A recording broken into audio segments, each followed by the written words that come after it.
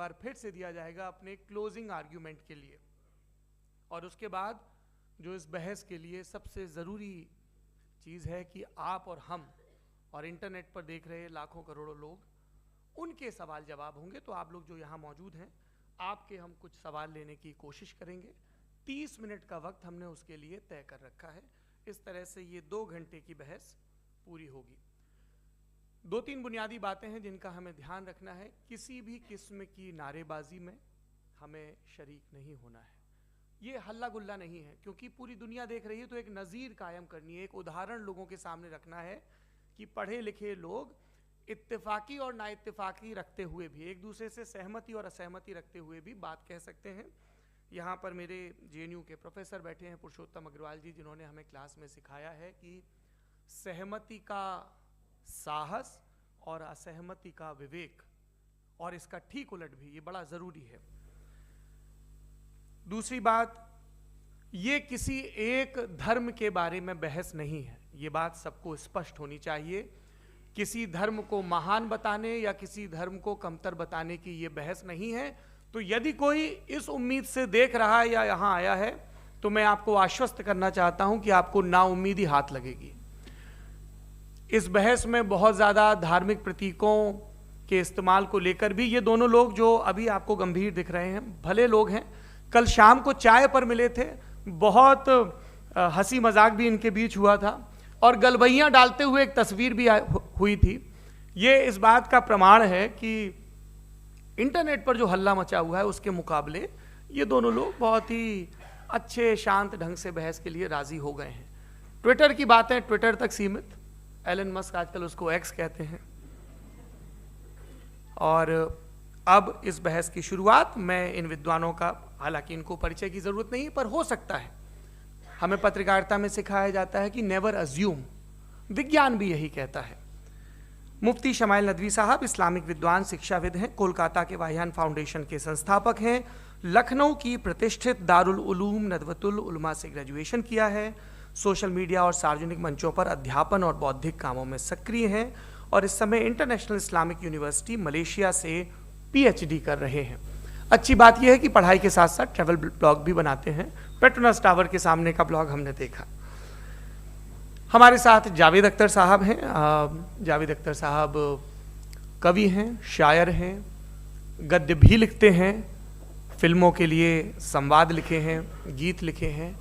इससे इतर ये वैज्ञानिक सोच को लेकर या अपने डिक्लेयर्ड एथिज्म को लेकर भी मुखर रहते हैं और अपने तहीं रैशनैलिटी की बात करते हैं। देवियों और सज्जनों, डज गॉड एग्जिस्ट? इस सवाल का जवाब सब अपने अपने तहीं खोजने की कोशिश कर रहे हैं। कोई इसको गॉड डैम पार्टिकल की खोज बताता है, कोई गॉड पार्टिकल की खोज बताता है, कोई हिग्स बोसान की खोज बताता है, कोई ये सवाल जवाब तलाशने की कोशिश करता है कि मास एग्जिस्टेंस में आखिर आया कैसे, हुआ क्या था, सृष्टि के पहले, समय के पहले क्या था। और कोई ये कहता है कि ये सारी खोजें जिस मस्तिष्क में हो रही हैं प्रकृति के क्रम में, वो कैसे विकसित हुआ। मैं उम्मीद करता हूं कि हम आज इन बुनियादी सवालों के कुछ जवाब हासिल करने में कामयाब हों। मैं सबसे पहले मंच पर आमंत्रित कर रहा हूं मुफ्ती शमाइल नदवी साहब को। आइए सर जी।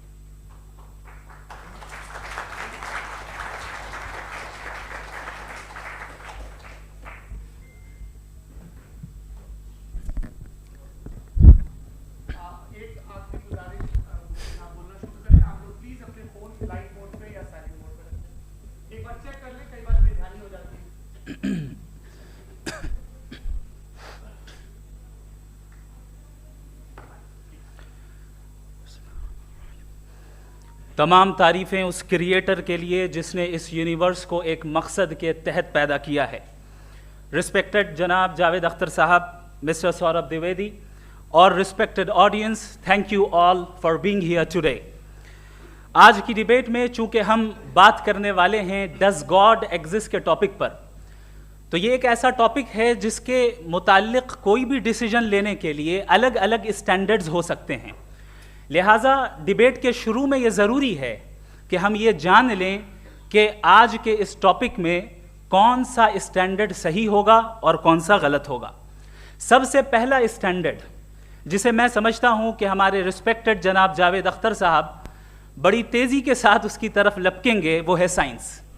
जबकि साइंस दर हकीकत खुदा के एग्जिस्टेंस को डायरेक्टली साबित करने या उसके एग्जिस्टेंस को डिनाई करने के लिए स्टैंडर्ड नहीं बन सकती।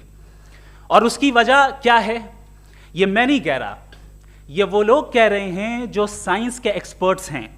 नेशनल एकेडमी ऑफ साइंस कहती है science doesn't have the processes to prove और disprove the existence of God. Why? क्योंकि साइंस का ताल्लुक एम्पेरिकल एविडेंस से है और एम्पेरिकल एविडेंसेस का ताल्लुक हमारे नेचुरल और फिजिकल वर्ल्ड से है, जबकि गॉड नॉन फिजिकल और सुपर नेचुरल रियलिटी है। लिहाजा नॉन फिजिकल रियलिटी को आप उस टूल के साथ नहीं चेक कर सकते जिसका काम फिजिकल रियलिटी को तलाश करना है। लिहाजा आज इस डिबेट में गॉड की एग्जिस्टेंस को साबित करने या उसे डिनाई करने में साइंटिफिक एविडेंस को एक्सेप्ट नहीं किया जाएगा। दूसरा स्टैंडर्ड हो सकता है रेविलेशन, कि रेविलेशन के जरिए हम यह साबित करें कि गॉड एग्जिस्ट करता है या नहीं। लेकिन यह स्टैंडर्ड भी आज इररेलेवेंट है। क्यों? क्योंकि रेविलेशन मेरे नजदीक सोर्स ऑफ नॉलेज है, वैलिड सोर्स ऑफ नॉलेज है, लेकिन हमारे जावेद अख्तर साहब के नजदीक ये वैलिड सोर्स ऑफ नॉलेज नहीं है। लिहाजा आज की डिबेट में मैं एक भी एविडेंस किसी भी मजहबी स्क्रिप्चर से नहीं दूंगा ताकि जावेद अख्तर साहब के लिए वो अनएक्सेप्टेबल ना हो। तीसरा जो मेयार हो सकता है वो है ऑब्जर्वेशन, कि भाई कोई कहे कि हमें खुदा दिखाओ, अगर है तो दिखाओ, या ये कि खुदा के एग्जिस्टेंस पर एम्पेरिकल एविडेंस दो, तो ये है दर हकीकत गलत टूल का इस्तेमाल करना। ये ऐसा ही है कि जावेद साहब मुझसे ये मुतालबा करें कि मुफ्ती साहब आप मेटल डिटेक्टर के जरिए प्लास्टिक डिटेक्ट करके दिखाएं। अब चूंकि प्लास्टिक डिटेक्ट नहीं हो पा रही है लिहाजा plastic does not exist. No, you are using the wrong tool. इस टूल से प्लास्टिक को डिटेक्ट नहीं किया जाता। लिहाजा मैं समझता हूं कि गॉड के एग्जिस्टेंस पर एम्पेरिकल एविडेंस का मुतालबा करना एक बचकाना मुतालबा है और हमारे रिस्पेक्टेड जनाब जावेद अख्तर साहब इस स्टेज से अब बहुत आगे निकल चुके हैं। अब बचता है एक ही स्टैंडर्ड, और वो स्टैंडर्ड है अक्ल, लॉजिक, रीजनिंग।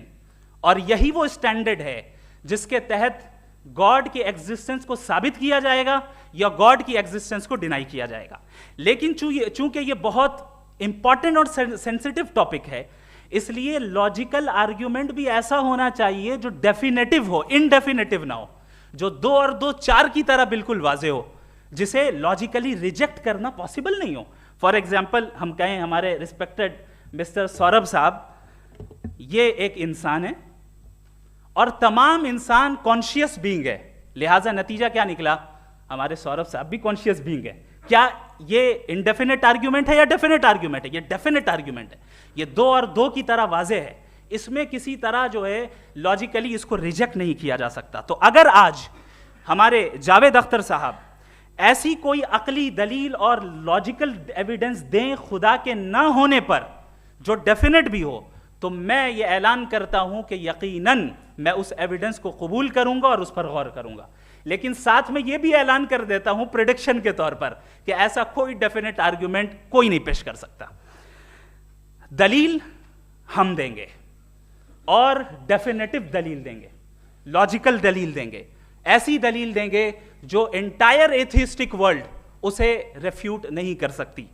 चलें अब हम एक एग्जाम्पल सोचते हैं, एक सिनेरियो, सिंपल सिनेरियो, तमाम ऑडियंस से गुजारिश है, हम और आप एक आइसोलेटेड आइलैंड पर हैं, ऐसा आइलैंड जहां पे हमसे पहले कोई कभी नहीं गया। चलते चलते आपके सामने अचानक आपने देखा एक पिंक कलर की बॉल पड़ी हुई है। सबसे पहला सवाल आपके जहन में क्या आएगा कि ये बॉल यहां क्यों आई, कैसे आई, ये पिंक कलर की ही क्यों है, कोई और कलर भी हो सकता था, ये इसी शेप में क्यों है, कोई और शेप भी हो सकता था। नेचुरली आप इस तरफ पहुंचेंगे कि कोई ना कोई है जिसने इन स्पेसिफिक प्रॉपर्टीज के साथ इस बॉल को बनाया है और यहां पे रखा है। चूंकि आप जानते हैं कि ये जो बॉल है इसका एग्जिस्ट करना जरूरी नहीं है, ये एग्जिस्ट कर भी सकती थी, नहीं भी कर सकती थी, और एग्जिस्ट करना ही था तो किसी और फॉर्म में करती, किसी और कलर में करती। अब आप इस बॉल को एक्सपैंड करते चले जाएं, एक्सपैंड करते चले जाएं, एक्सपैंड करते चले जाएं, यहां तक कि ये बॉल यूनिवर्स के साइज की हो जाए। बताइए कि क्या साइज के बढ़ जाने से सवाल बदल जाएगा? हरगिज नहीं बदलेगा। अभी भी सवाल रहेगा, ये यूनिवर्स कहां से आया, इन स्पेसिफिक प्रॉपर्टीज के साथ कहां से आया, क्यों आया, किसने बनाया, ये सवाल उस वक्त भी वैलिड रहेगा। लेकिन ये सवाल अगर हम जनाब जावेद अख्तर साहब से करें तो चूंकि इनका वर्ल्ड व्यू एथिस्टिक है, और सिर्फ इनका नहीं, मतलब जितने भी एथिस्ट हैं और एथिस्टिक वर्ल्ड व्यू को रखने वाले से अगर आप ये सवाल करें कि ये यूनिवर्स कहां से आया, तो इनका जवाब या तो आर्ग्यूमेंट फ्रॉम इग्नोरेंस होगा या डॉगमेटिक होगा।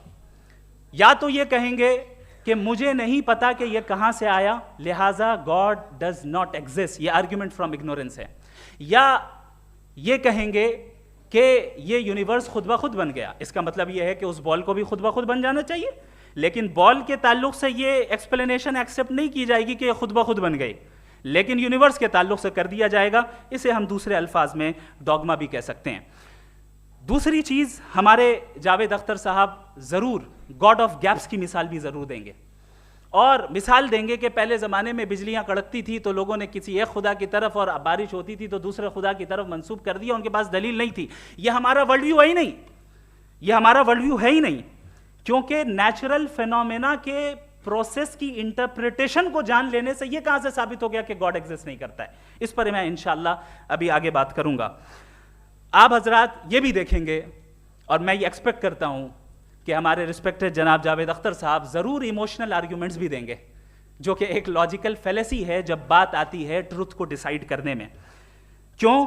मिसाल के तौर पर वो कहेंगे कि अगर गॉड है तो ईविल क्यों एग्जिस्ट करता है, जबकि मैं कहता हूं ईविल का एग्जिस्ट करना गॉड के एग्जिस्ट करने की दलील है, उसके खिलाफ नहीं है। चूंकि अगर गॉड है तो हम सब उसके सामने अकाउंटेबल हैं, और अगर हम अकाउंटेबल हैं तो अकाउंटेबिलिटी के लिए ईविल का मौजूद होना जरूरी है, उसके बगैर हम अकाउंटेबल नहीं हो सकते। और अगर हम अकाउंटेबल नहीं हैं तो हम जनाब जावेद अख्तर साहब से पूछेंगे कि आप बताएं कि फिर सफरिंग इस दुनिया में क्यों है?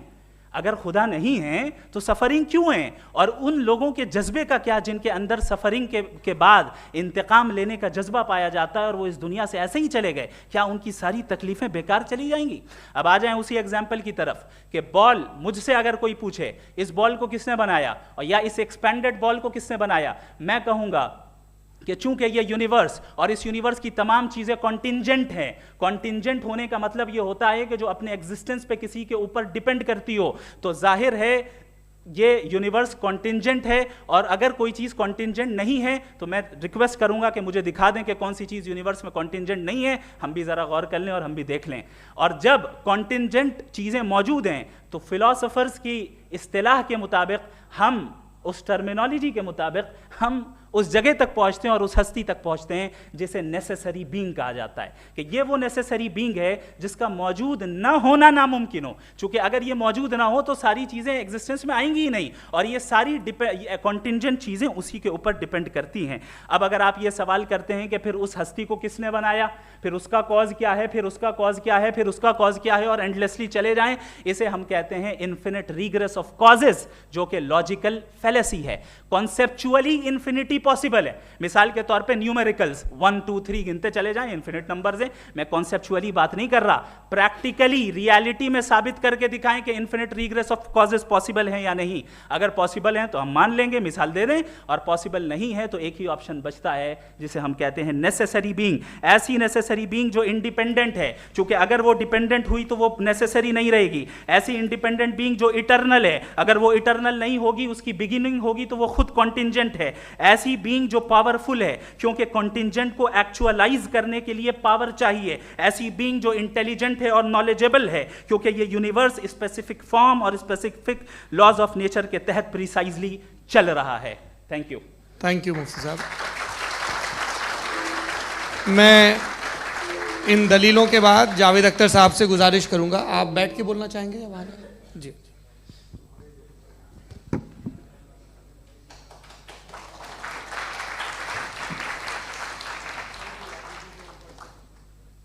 पहले तो मैं मुफ्ती साहब को एक अच्छी खबर देना चाहूँगा कि मेरी नॉलेज साइंस के बारे में बड़ी मामूली है, तो आप फिक्र ना करें उसकी, लेकिन कुछ कॉमन सेंस है मुझ में।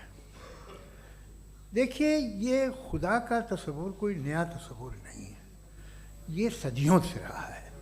ये कुछ रिलीजन 3000 साल पुराने होंगे, 4000 साल पुराने होंगे, लेकिन इंसान कोई 10,000 12,000 साल से एग्जिस्ट करता है होमोसेपियन की शक्ल में, और हमेशा कुछ ना कुछ मज़हब रहे। ये मज़हब जाहिलों के नहीं थे, ये मज़हब एक ऐसी ग्रीक सोसाइटी के थे जहाँ बड़े बड़े फिलोसफर्स पैदा हुए। ये मज़हब इजिप्शियंस के थे जिन्होंने पिरामिड्स बनाए थे। ये रोमन्स के थे कि जिनका आर्किटेक्चर और सेनेट यानी पहली बुनियाद डेमोक्रेसी की लिमिटेड थी मगर डेमोक्रेसी थी, ये उन लोगों ने किए थे। तो इनका जो जुपिटर था, रा था, ज़्यूस था, उन्हें उस पर इतना ही एतमाद था जितना आज किसी मजहबी आदमी को अपने खुदा पे होगा। क्रिश्चियनिटी आने से पहले यूरोप में एक मज़हब था जर्मेनिक रिलीजन।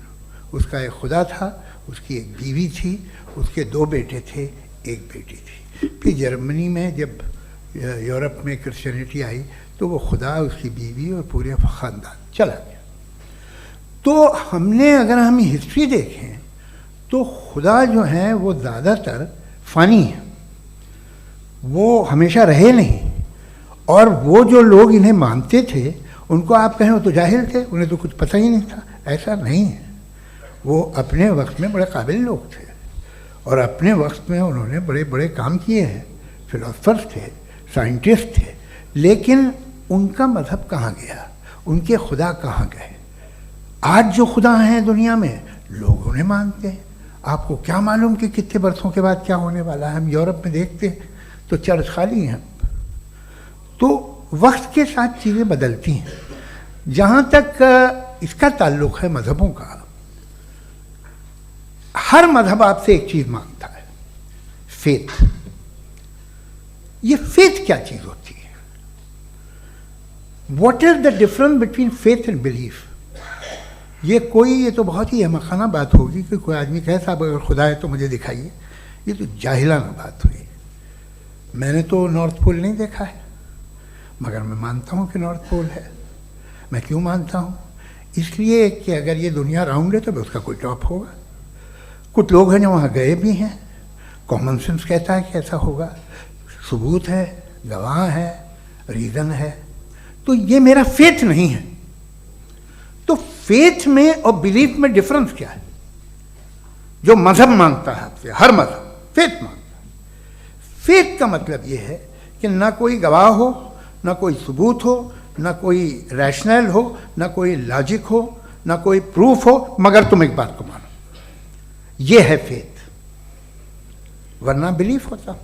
अगर इसमें कुछ भी सबूत होते, गवाह होते, तो फिर इसे आप बिलीफ कहते। जैसे मेरा बिलीफ है कि नॉर्थ पोल है, मेरा फेथ थोड़ी है।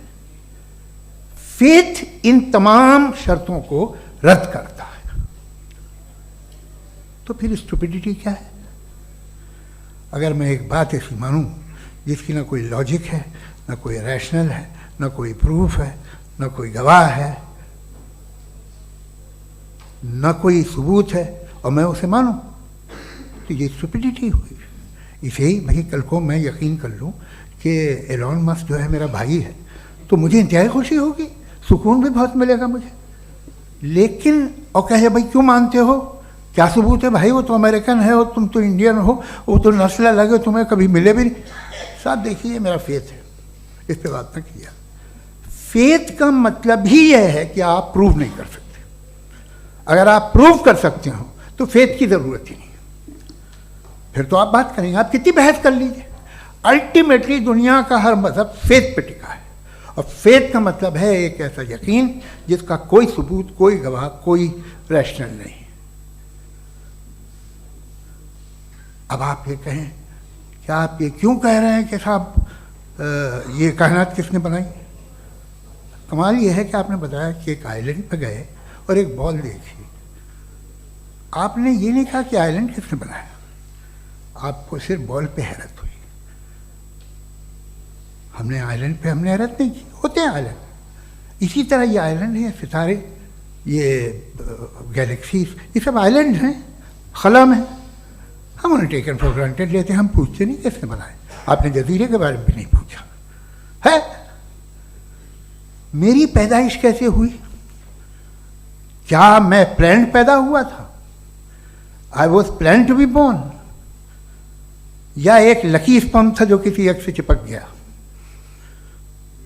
मेरी पैदाइश रैंडम। और इंसाफ जिसे आप कहते हैं, इंसाफ का तो नेचर से कोई वास्ता ही नहीं है।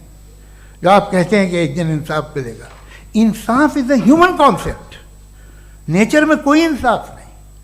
अगर शेर हिरन को खा जाता है तो उसे कोई सजा नहीं मिलती। अगर एक आंधी आती है और हरे भरे पेड़ों को उखाड़ के फेंक देती है तो आंधियों की जेल नहीं होती है। नेचर में इंसाफ नहीं, इसलिए वो नेचर को इंसाफ की जरूरत भी नहीं। नेचर तमाम एक है। अब हम कहें कि साहब ये देखिए जो मैंने खाना खाया था ये मेरी आँख तो नहीं यूँ कर दिया उसे तो इसे सज़ा मिलनी नहीं, वो सिस्टम है, ऐसे ही चल रहा है। नेचर बगैर इंसाफ के है। इंसाफ इज अ ह्यूमन कॉन्सेप्ट। तो जो आपसे कहता है कि मैं तुम्हें इंसाफ दूंगा वो इंसानी जहन की पैदावार है। ये नेचुरल है ही नहीं, ये आसमानी है ही नहीं। नेचर का तसव्वुर, इंसाफ का तसव्वुर। भाई आप साथ मिलते हैं, अब आप लेफ्ट हैंड ड्राइव कर लें, ये क्या है? तमाम सच, तमाम नेकी, तमाम शराफत लेफ्ट हैंड ड्राइव है। वरना क्या होगा, या तो आप क्रॉस कर देंगे, आपका एक्सीडेंट हो जाएगा, या आप किसी को मार देंगे, या ट्रैफिक जैम हो जाएगा। झूठ, बेईमानी, रिश्वतखोरी, ये तमाम जो है driving on the wrong side है। इसके ऊपर कुछ नहीं। ये तो हमने बनाया, जैसे हमने लेफ्ट हैंड ड्राइव बनाई है।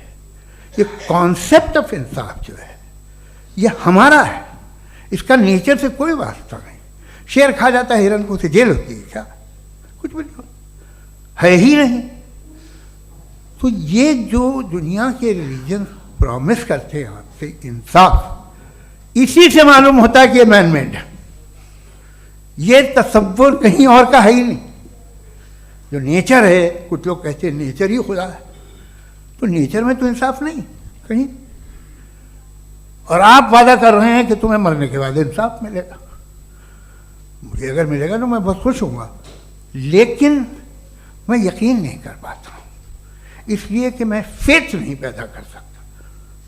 The very fact that religions demand faith, इसका मतलब है कि उनके पास जस्टिफिकेशन नहीं है।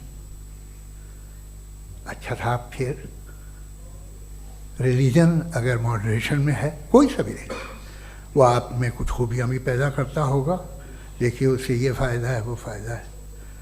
अल्कोहल जो है वो ज़्यादातर दवाओं में यूज़ होती है, और एक सर्वे किया गया था अमेरिका में कि लॉन्जिटिविटी किन लोगों की है। तो एक तरफ वो लोग थे जो शराब पीते ही नहीं थे, और एक तरफ वो थे जो एक बोतल शराब रोज़ पीते थे। सबसे ज़्यादा लंबी उम्र की है जो 2 पैक नाप के शराब पीते और खाना खाते हैं। मगर हम शराब को बुरा समझते हैं, मैं भी बुरा समझता हूँ। क्यों? ऐसा होता नहीं। कुछ चीज़ों में आदत होती है कि वो बढ़ती है। आज तक में एक आदमी दूध पीता है, आप 10 साल बाद भी मिलेंगे तो एक ही गिलास पीता होगा। ऐसा नहीं होता, सुबह से दूध पीता रहता है। मिल्कोहलिक मैंने नहीं देखे, अल्कोहलिक होते हैं। ये टेंडेंसी है मजहब की कि वो बढ़ता है, जैसे कैंसर बढ़ता है, जैसे शराब बढ़ती है। कुछ लोग होंगे जो उसे सही तरह से यूज़ करते हैं। मुझे यकीन है कि हमारे मुफ्ती साहब भी उनमें से एक हैं, इनसे बहुत खुशी हुई मुझे इनसे मिलकर। लेकिन कितने लोग हैं कि आज आप देखते हैं दुनिया में जो तबाहियाँ हैं, इनमें कितना हाथ है उन लोगों का जो बिलीवर कहते था मजहब ये नहीं कहता, ना कहता होगा, मगर जब ये मजहब पीते हैं तो ऐसे बिहेव करते हैं। थोड़ा सा अगर हो तो शायद बहुत अच्छी बात, लेकिन शराब थोड़ी सी नहीं रहती, उसमें टेंडेंसी है पहले। थोड़ा सा अगर 2-3 कैंसर के सेल हो ना बॉडी में तो आदमी स्लिम रहेगा, लेकिन वो 2-3 सेल नहीं रहते, वो मल्टीप्लाई होते हैं। जावेद साहब टाइम पूरा हो गया। टाइम हो गया, तो बस बात खत्म हो गई। अच्छा, मुझे कुछ और कहने को था भी नहीं। जी, मैं पहले जवाबी दौर के लिए इनवाइट कर रहा हूँ मुफ्ती साहब को। Your rebuttal round 1, you have 7 minutes।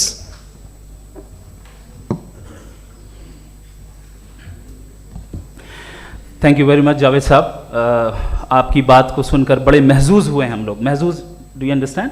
We enjoyed. Okay, अब थोड़ा सा लॉजिकली उसको हम लोग देखते हैं। दरअसल हम लोगों ने कल गुजारिश की थी मुफ्ती साहब से भी, जावेद साहब से भी, कि हिंदुस्तानी ज़बान आम फहम सबको समझ में आ जाए और जहाँ कहीं आप मुश्किल शब्द इस्तेमाल करें वहाँ बताते भी चलें। Thank you. तो सबसे पहले हमारे रिस्पेक्टेड जावेद साहब ने हवाला दिया कि खुदा फ़ानी है। कितने मजहब आगे चले गए, किसी ने जुपिटर को खुदा माना, किसी ने किसी को माना। मैं कहता हूँ जिसने कॉन्टिंजेंट चीज़ को खुदा माना, गलत माना, वो खुदा ही नहीं, वो खुदा ही नहीं है।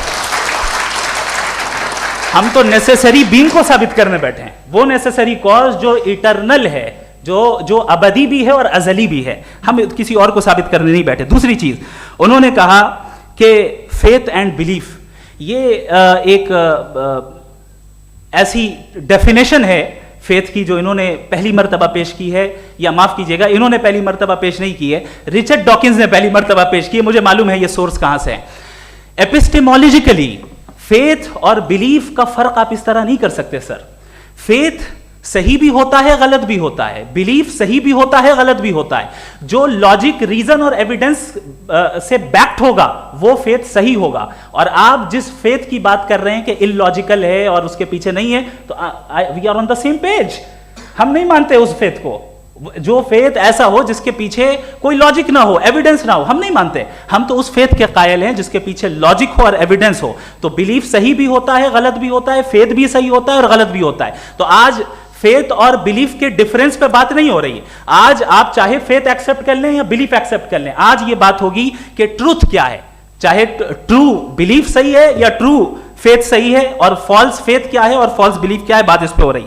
दूसरी चीज इन्होंने पूछा स्टुपिडिटी फिर क्या है। अगर फेथ रिलीजन स्टुपिडिटी नहीं है तो और क्या है? चूंकि फेथ का मुतालबा करते हैं तो स्टुपिडिटी क्या है? मैं कहता हूं स्टुपिडिटी एथिज्म है। उसकी वजह यह है कि आप एक सड़क पे जा रहे हो और आप किसी गार्डन में जाएं और देखें वहां लिखा है फूलों के साथ I love Javed Akhtar, and I really do, I love you sir. तो जब आप वहां पर पहुंचे तो वहां पहुंचकर अब ये बताएं, क्या आप ये कहेंगे वाह व्हाट अ नेचुरल सिलेक्शन? ये क्या नेचुरल सिलेक्शन है? नहीं, ये प्रिसाइजली डिजाइंड है, इसके पीछे डिजाइनर है।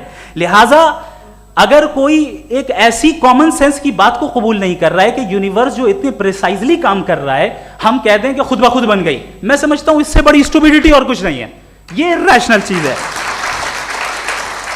फिर हमारे सर ने कहा कि आपने बॉल पे फोकस किया, आइलैंड पे फोकस नहीं किया। अरे आइलैंड को किसने बनाया यही समझाने के लिए तो बॉल की मिसाल दे रहा हूं। और बॉल भी कॉन्टिंजेंट है, आइलैंड भी कॉन्टिंजेंट है, दोनों नेसेसरी बीइंग का मुतालबा करते हैं। आगे इन्होंने कहा कि नेचर में कोई इंसाफ नहीं है। हम डिसाइड करते हैं कि मोरालिटी क्या होती है, इंसाफ क्या होता है। हम डिसाइड करते हैं, जैसे ड्राइविंग सीट में ट्रैफिक वाला, ये तो किसी खुदा ने नहीं कहा, ये है, इसे कहते हैं फॉल्स इक्विवेलेंस। ये एक लॉजिकल फेलेसी है। आपने जो है मिसाल दी ड्राइविंग की और ट्रैफिक की, ये सब्जेक्टिव मोरालिटी है। आप सब्जेक्टिव मोरालिटी को मिसाल बनाकर ऑब्जेक्टिव मोरालिटी के ऊपर नहीं थोप सकते। इंसाफ की ऑब्जेक्टिव मोरालिटी है। अगर आप ये कहते हैं कि नेचर में इंसाफ नहीं है तो इंसाफ का न होना ये नेचुरल हुआ, तो फिर नेचर को नेचर रहने दे। क्यों हम इतना स्ट्राइव कर रहे हैं दुनिया में इंसाफ लाने के लिए? ये तो इलॉजिकल बात है, इरैशनल बात है।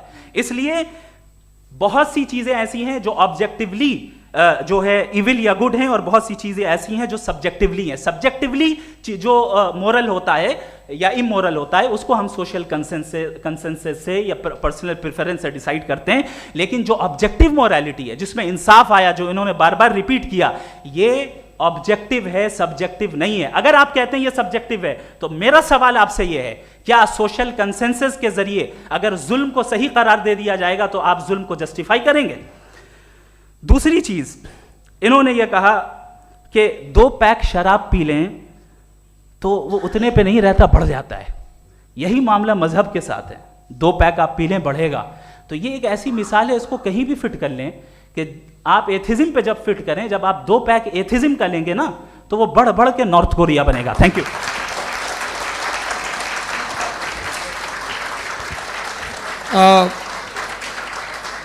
फर्स्ट राउंड की रिबटल के लिए मैं जावेद साहब को इनवाइट कर रहा हूं। आपके पास 7 मिनट का वक्त है, रीसेट कर दीजिएगा प्लीज।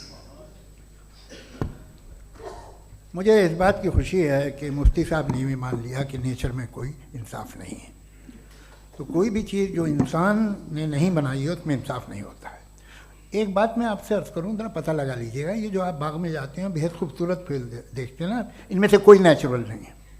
ये सारे फूल क्रॉस करके बनाए गए हैं। जो जंगल में फूल होते हैं नहायत मामूली होते हैं, ये फूल इंसानों ने बनाए हैं। जो आप बाग में देख के वाह वाह कहते हैं, ये इंसानों के बनाए हुए हैं। डिफरेंट फूलों को क्रॉस करके, डेवलप करके, फिर क्रॉस करके इस तरह से बनाए गए। नेचुरल फ्लावर नहीं।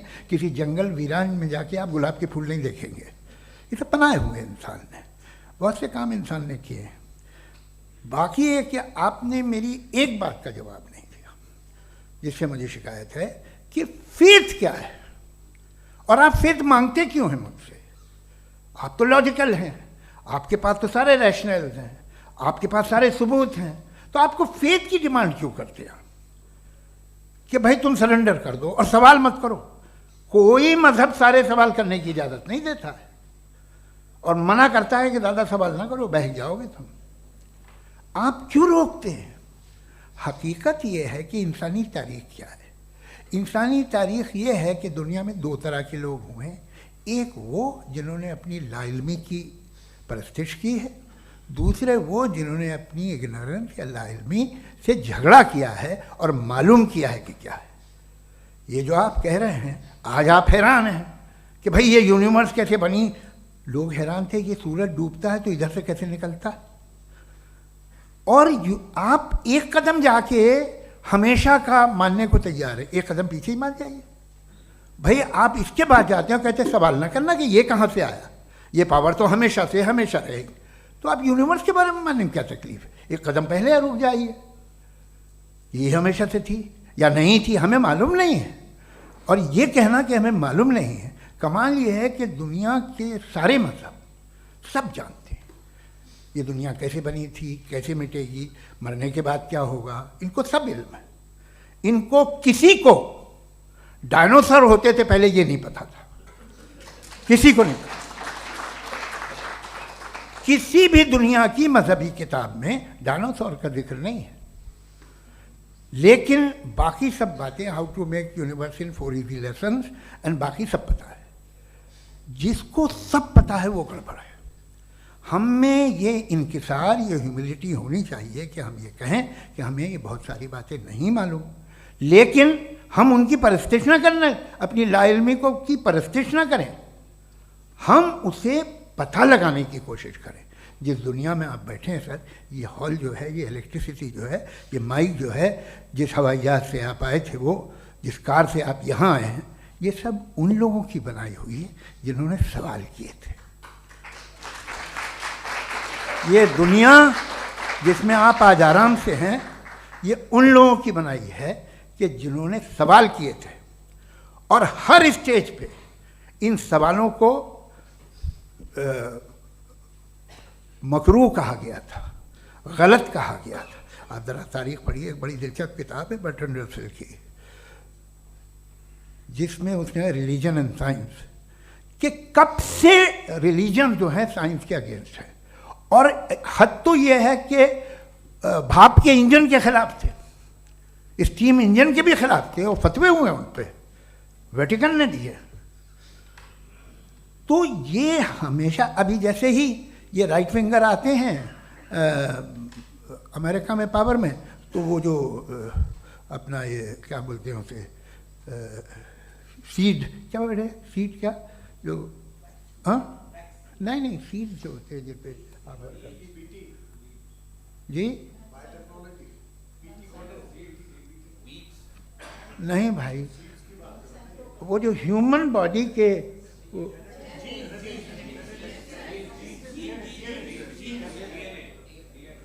उस पर रिसर्च बंद हो जाती है, रिपब्लिकन नहीं करने देते। अरे भाई इतना डर क्या है तुम्हें? एक ज़माने में बहुत नाराज़ थे ये सारे मजहबी लोग कि ये इंसान तो इंसान बनाने की कोशिश कर रहा है। आपको क्या तकलीफ भाई, बना ले तो बना लेने दो, ये खौफ क्या है? और ये सब आज जो आप कह रहे हैं नामुमकिन है, ये कैसे हुआ? मुझे एक किस्सा याद आता है। जब मैं 6ठी क्लास में था तो मैं मैथमेटिक्स में बहुत वीक था, तो एक टीचर रख दिया गया, उसने 1 2 3 4 5 6 7 को सिखा दिया मुझे।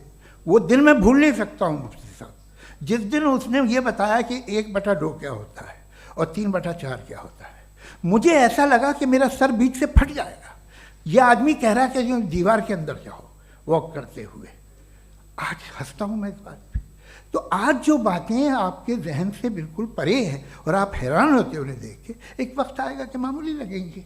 और हुआ है, आपकी इंसानी तारीख ही है। इतनी जल्दी सारे फैसले आप मत कर लीजिए, थोड़ा ये ह्यूमिलिटी रखिए कि भाई ये हमें नहीं मालूम। ये कहने में क्या आ रहा है? ये यूनिवर्स कहाँ तक फैली, ये कब से है और कब तक रहेगी, हमें नहीं मालूम। आपने फैसला कर लिया कब बनी। ये आपके हिसाब से कोई 14 बिलियन ईयर्स बनी जो समझा जाता है। उससे पहले हजारों करोड़ों अरबों साल तक खुदा बैठा क्या कर रहा था? खामोश बैठा था, ऐसी जमाइयाँ ले रहा था। फिर उसे आइडिया आया, यार एक काम करते, वक्त अच्छा गुजर जाएगा, यूनिवर्स पर आपसे सोचिए। वो तो हमेशा से है ना, मगर यूनिवर्स हमेशा से नहीं है, ये तो बनाई गई है। और उससे पहले क्या था, इनका क्या काम था? कैसी बात है, ये बड़ा आसान है। जो बात हमें आज धीरे धीरे पता चली है, बरसों 2000 और 2500 साल पहले आपको किसी ने बता दिया कि क्या था, आप मान गए, और तब से वही मान रहे हैं जो 2500 साल पहले कहा गया था। सब कुछ बदल गया है, सॉल्व हो रही हैं चीज़ें। अभी साइंस बिल्कुल दावा नहीं करती, या कोई फिलोसफर ये दावा नहीं करता कि हमें सब मालूम, बल्कि वो कहता है कि हमें जितना मालूम होता है उससे ये मालूम होता है कि हमें कितना कम मालूम। तो हम अपनी जहालत से लड़े, उसकी परस्तिश न करें। जी, टाइम है। Thank you so much. मैं तर्कों की श्रृंखला में राउंड 2 के लिए मुफ्ती साहब को आमंत्रित कर रहा हूँ। आपके पास एक बार फिर से 7 मिनट का वक्त है। शुक्रिया। जनाब जावेद अख्तर साहब कई मर्तबा दोहरा रहे हैं कि फ़ेथ का मतलब बताइए, फ़ेथ का मतलब बताइए। मैंने बता दिया, फ़ेथ सही भी होता है, गलत भी होता है। और आज हम फ़ेथ पे बात नहीं कर रहे, हम ट्रुथ और डज गॉड एग्जिस्ट पे बात कर रहे हैं। क्या डज गॉड एग्जिस्ट, ये ट्रुथ यानी गॉड है या नहीं है, इसमें से दोनों ट्रुथ क्या है। अब आप उसे फेथ कह लें, बिलीफ कह लें, नॉट माई बिजनेस। उसके बाद आपने कहा कि भाई सवाल करने से मजहब रोकता है। मैं कहता हूं जो रोकता है वो रोकता होगा, मैं नहीं रोकता, बल्कि सवाल करें, सवाल करना चाहिए। सवाल कर करके तो हम आगे बढ़ते हैं, तरक्की करते हैं, और इसीलिए मैं आज यहां पे आया हूं। लेकिन सवाल सिर्फ खुदा से नहीं होगा, आपसे भी होगा। सवाल एथिज्म से भी होगा, सवाल सिर्फ मजहब से नहीं होगा, सबसे होगा।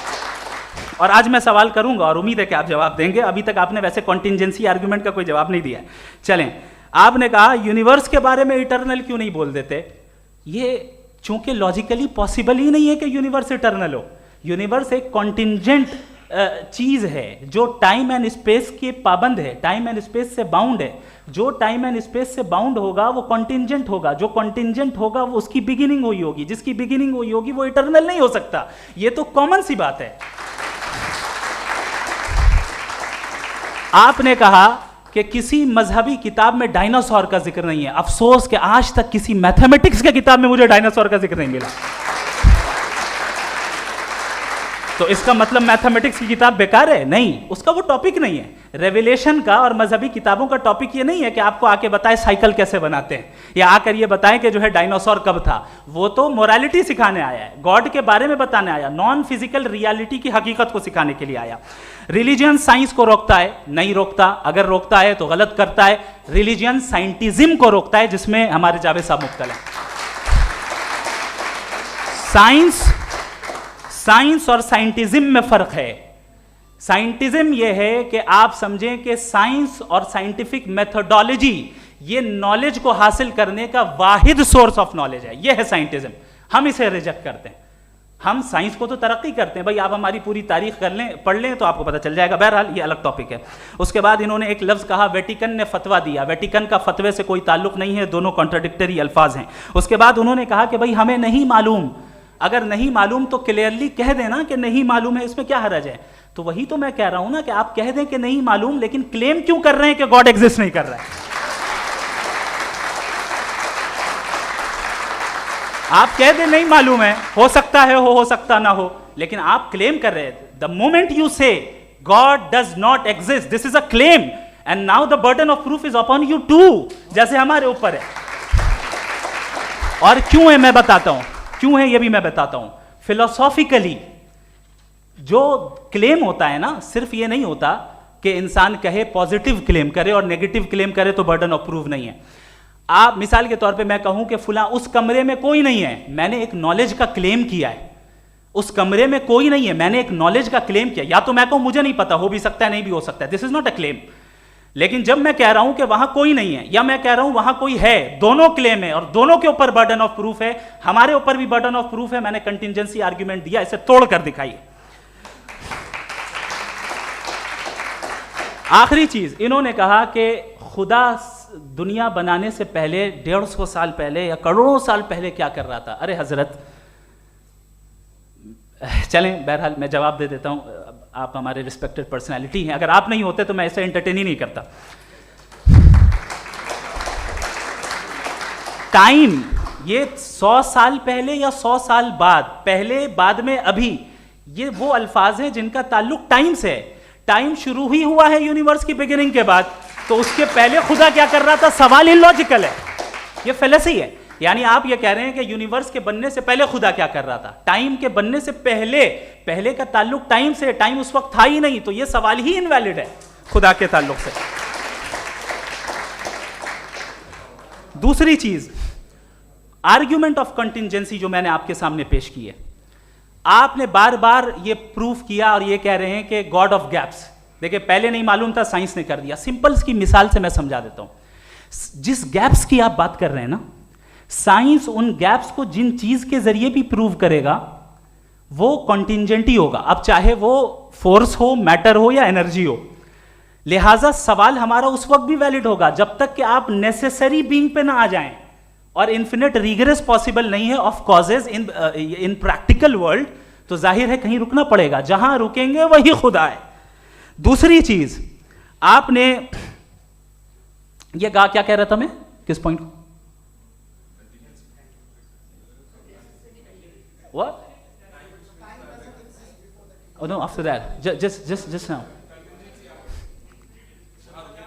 हाँ, जहां रुकेंगे वही खुदा है। बहरहाल, तो टाइम का जिक्र हो गया, गॉड ऑफ गैप, सॉरी, या इसकी एक मिसाल आप ले लें। एक कार है, एक साहब ने देखा कि भाई कार जो है उसके व्हील्स कितने अच्छे लगे हुए हैं, सही जगह पे, स्टीयरिंग जो है कितने अच्छे जगह पे लगी हुई है, और सीट्स कितने वेल डिजाइंड है, कितनी प्रिसाइजली ये कार काम कर रही है, तो जरूर कोई ना कोई इसे क्रिएट किया है, किसी ने क्रिएट किया है। अब जावेद साहब आए और कहे अरे जनाब बोनेट खोलिए, इसमें इंजन है, इंजन इस कार को चला रहा है, hence prove no one has created the car. This is illogical, this is irrational. आपने इंजन के जरिए उस गैप को तो साबित किया, लेकिन क्या उससे कार की जो क्रिएशन है और उसका जो क्रिएटर है ये इम्पॉसिबल हो जाए, ऐसा पॉसिबल है? उसका सवाल खत्म हो जाए, ऐसा पॉसिबल है? नहीं। आपने गैप्स को फिल करके, कॉन्टिंजेंट चीजों से गैप्स को फिल करके हमारे ऑब्जर्वेशन को और ब्रॉड कर दिया। अब हमें और पता चल गया कि ये जो कार है इसका सिस्टम कितना ज्यादा कॉम्प्लेक्स है। पहले कम समझते थे, अब कॉम्प्लेक्सिटी और ज्यादा वाजे हो गई। अब हमें समझ में आ रहा है कि हमारी सर्टेनिटी और बढ़ गई कि जरूर इस कार को किसी ना किसी ने बनाया। यही मामला यूनिवर्स का है। साइंस हमेशा फिजिकल वर्ल्ड की चीजों को ही फिल करती जाएगी और फिजिकल चीजों से ही करती जाएगी, चूंकि एम्पेरिकल एविडेंस का ताल्लुक फिजिकल वर्ल्ड से है। आप साइंस के जरिए मेटाफिजिकल रियलिटी को कभी साबित नहीं कर सकते। ये रॉन्ग टूल का इस्तेमाल करना है। ये वही काम है कि आप मेटल डिटेक्टर से प्लास्टिक डिटेक्टर करने चलें, जो कि जाहिर है सही नहीं है। Thank you.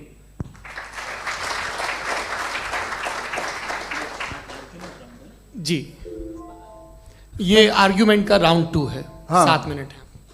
पहले तो मैं आपसे अर्ज करूं कि आपने कहा कि जब कायनात ही नहीं थी तो वक्त भी नहीं था, कुछ भी नहीं था। कैसे नहीं था? खुदा था। एक एग्जिस्टेंस तो था ना खुदा का। तो जब खुदा था तो वक्त भी होगा। ऐसा नहीं है कि कुछ भी नहीं था, खुदा था। अच्छा, बाकी एक आपने कहा साहब आप साबित कीजिए, आपके पास भी लॉजिक है या मेरे पास भी लॉजिक है, आप मेरा जिम्मेदारी नहीं है साबित करना कि खुदा है। बर्टन रसल ने बड़ी अच्छी बात कही, बर्टन रसल ने बड़ी अच्छी बात कही। मैं आपसे अगर ये दावा करूं कि एक चाय की केतली मरीख के चारों तरफ घूम रही है, मार्स के चारों तरफ, तो ये आपका काम नहीं है कि आप साबित करें कि कोई चाय की केतली नहीं है। ये मेरा काम है, मैंने दावा किया है। ये दावा तो मजहबी लोग करते हैं कि खुदा है, मैं क्यों साबित करूं कि नहीं है? जब तक आप मुझे कन्विंस नहीं कर देंगे मैं नहीं मानूंगा। आपकी जिम्मेदारी है, मेरी जिम्मेदारी नहीं है। दोयम ये कि ये जो आप कह रहे हैं, जो गैप्स हैं, ये गैप जब जब किसी मजहब को चैलेंज करते हैं, जब ऐसा कोई बात आती है तो हंगामा हो जाता है कि जब वो चैलेंज करें किसी फेथ को। ये तमाम साइंस जो है इसे मुख्तलिफ जगहों पे मुख्तलिफ वक्तों में मज़हब ने रोकने की कोशिश की है। ये किताब है religion and science, Burton Russell की, पढ़िएगा, अच्छी लगेगी आपको। तारीख़ ही है साइंस, मज़हब की साइंस से उसका यही रिश्ता है। अच्छा, अब ये हम सोचें कि बहरहाल ये वजूद जो है मज़हब और ये बिलीव इन गॉड इंसान को बेहतर बना देता है, तो एक काम कीजिए, हिंदुस्तान वर्ल्ड का नक्शा लीजिए और मार्क कीजिए कि रिलीजन कहाँ कहाँ ज़्यादा है, कहाँ कहाँ, चाहे वो लैटिन अमेरिका हो या मिडल ईस्ट हो या फार ईस्ट हो या हिंदुस्तान के वो इलाके जहाँ मजहबियत ज़्यादा है। रख दीजिए नक्शा अलग। अब दूसरा नक्शा कि कहाँ कहाँ नाइंसाफ़ी, रिप्रेशन, औरतों के हुकूक की पामाली, जुल्म, डिक्टेटरशिप कहाँ है, नक्शा एक ही होगा। तो आप मुझे बताएं कि जो इसका तरकीब इस्तेमाल क्या है, खुदा का तरकीब इस्तेमाल तो बताइए। आप छोटी सी दवा सड़क पे बेचते हैं, उसकी भी तरकीब इस्तेमाल बताते हैं। इसके इस्तेमाल से तो फ़ायदा नहीं हुआ किसी को। जो सारे के सारे ख़राब मुल्क हैं, ख़राब समाज है, वो सारे जुल्म खुदा के नाम पे करते हैं। वो गलत करते हैं, सही करते हैं, मुझे क्या लेना देना उससे। इस्तेमाल से मालूम होता ना। एक विस्की की बोतल कभी शायद देखी हो आपने, लाल रंग की होती है, उस पर रोशनी और छपड़ा इंतहाई खूबसूरत लगती है, क्या बिगाड़ रही है किसी का? उसका इस्तेमाल गलत है, इसलिए आप उसे नापसंद करते हैं। इसका इस्तेमाल गलत है, इस तसव्वुर का इस्तेमाल ही गलत है और हमेशा से गलत हुआ है। आप देख लीजिए, इंसानी तारीख देख लीजिए, आज देख लीजिए, हिंदुस्तान देखिए, दुनिया देख लीजिए क्या हो रहा है। इसे कैसे इस्तेमाल कर रहे हैं फेथ वाले लोग? क्या फेयर हैं, जस्ट हैं, जो अपने खुदाओं पे यकीन रखते हैं? वो किस तरह के लोग हैं? वो लोगों को इंसाफ देते हैं, वो बेहतर इंसान बने। तो इस दवा का फ़ायदा क्या है? चलो बहुत फ़ायदा हो रहा तो मैं इस्तेमाल कर लूँगा, मैं मुझे तो इस दवा का कोई फ़ायदा दिखता ही नहीं। मुझे तो ऐसा लगता, मैं एक और बात बताऊँ, अगर कोई आदमी मजहबी है और अच्छा आदमी है तो मैं उसकी बहुत इज्जत करता हूँ, इसलिए कि मेरा ख्याल है मजहबी आदमी का अच्छा होना मुझसे अच्छा होने से ज़्यादा मुश्किल है। भाई हर चीज़ की एक लिमिट है। आप इतना भाग सकते हैं, इतना नहीं भाग सकते, इतना वज़न उठा सकते, इतना नहीं उठा सकते, इतना दूर देख सकते हैं, इतना दूर नहीं देख सकते। उसी तरह कॉमन सेंस कहता है कि आप में नेकी का भी एक कोटा होगा। अब आप अगर सुबह जाते हैं अपनी इबादत गाह और इबादत करते हैं तो बाहर निकलते हैं तो आप तो यही महसूस करते हैं कि आपने एक बहुत अच्छा काम किया, आपकी नेकी का एक बहुत बड़ा कोटा खर्च हो गया जिससे किसी का कोई फ़ायदा नहीं हो। मैं तो नहीं जाता हूँ तो मुझे तो किसी को खाना खिलाना पड़ेगा, किसी बेवा की मदद करनी पड़ेगी, मैं अपना कोटा कैसे कंज्यूम करूँ? आप अपना कोटा सारे मजहबी लोग इंतहाई यूजलेस कामों में यूज़ करते हैं। उसके बाद भी अगर आप में बच्ची है थोड़ी सी शराफत तो भाई वाह क्या बात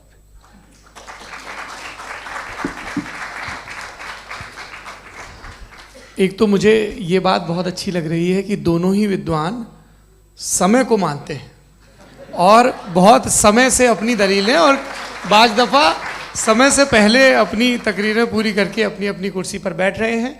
ये इस आर्ग्यूमेंट का राउंड 2 पूरा हुआ।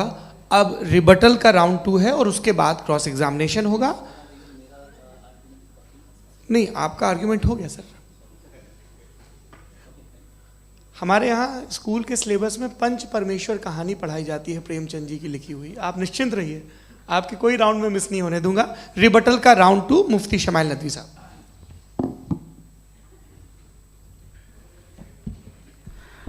असल में जो हकीकी प्रॉब्लम है, असल प्रॉब्लम है वो ये है कि जावेद साहब के पास कॉन्सेप्ट ऑफ गॉड क्लियर नहीं है। इन्होंने कहा कि कायनात से पहले खुदा तो था, तब भी तो टाइम होगा। ये टाइम कायनात का हिस्सा है।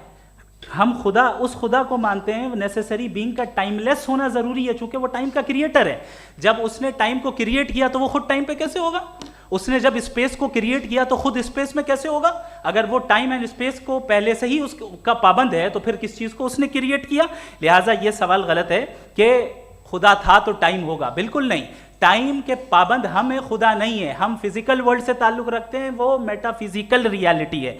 दूसरी चीज़ इन्होंने मिसाल दी कि चाय की केतली हवा में घूम रही होगी, और पता नहीं शायद वो बर्टन रसल का उन्होंने हवाला दिया। बहरहाल यही प्रॉब्लम है। प्रॉब्लम यही है कि हम चीज़ों के दरमियान डिफ्रेंशिएट नहीं कर पाते। ये जो आपने मिसाल दी ये इमेजिनेशन है, और मैं जो साबित कर रहा हूँ वो लॉजिकल नेसेसिटी है। आप इमेजिन करने आए तो कुछ भी करें, जुपिटर में पिंक एलिफेंट होगा, यूनिकॉर्न होगा, करें, उससे कायनात पे क्या फ़र्क पड़ता है? उससे आप लॉजिकल नेसेसिटी साबित नहीं कर सकते। मैं तो उस प्राइम कॉज की बात कर रहा हूं, उस नेसेसरी बीइंग की बात कर रहा हूं जिसके बगैर इस कायनात का एग्जिस्टेंस मुमकिन नहीं है। दूसरी चीज़, मजहब को साइंस चैलेंज करती है वगैरह वगैरह, ये हमारा टॉपिक ही नहीं है। मैं इस पर बात करूंगा तो फिर मेरा वक्त चला जाएगा। मजहब के ऊपर चूंकि हमारी डिस्कशन नहीं है, साइंस को मजहब और बिलखुसूस मैं और हमारा वर्ल्ड व्यू कम अज़ कम साइंस को पीछे नहीं करता है, साइंटिज्म की मजम्मत करता है। इसकी वजाहत मैंने पहले कर दी।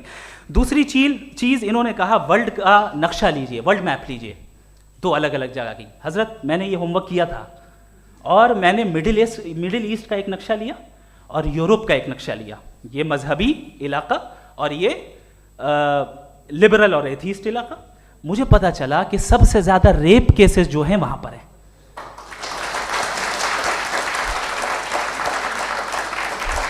मुझे ये पता चला यूएन की रिपोर्ट के मुताबिक, मैं ये अपने घर से नहीं लेके आ रहा, कि जो वर्किंग वुमेन है यूरोपियन कंट्रीज में, उसमें 81% वुमेन सेक्सुअल हैरेसमेंट का वर्क में शुमार हो रही है। ये मिडिल ईस्ट में नहीं हो रहा है, वो मजहबी लोग हैं इसलिए नहीं हो रहा है।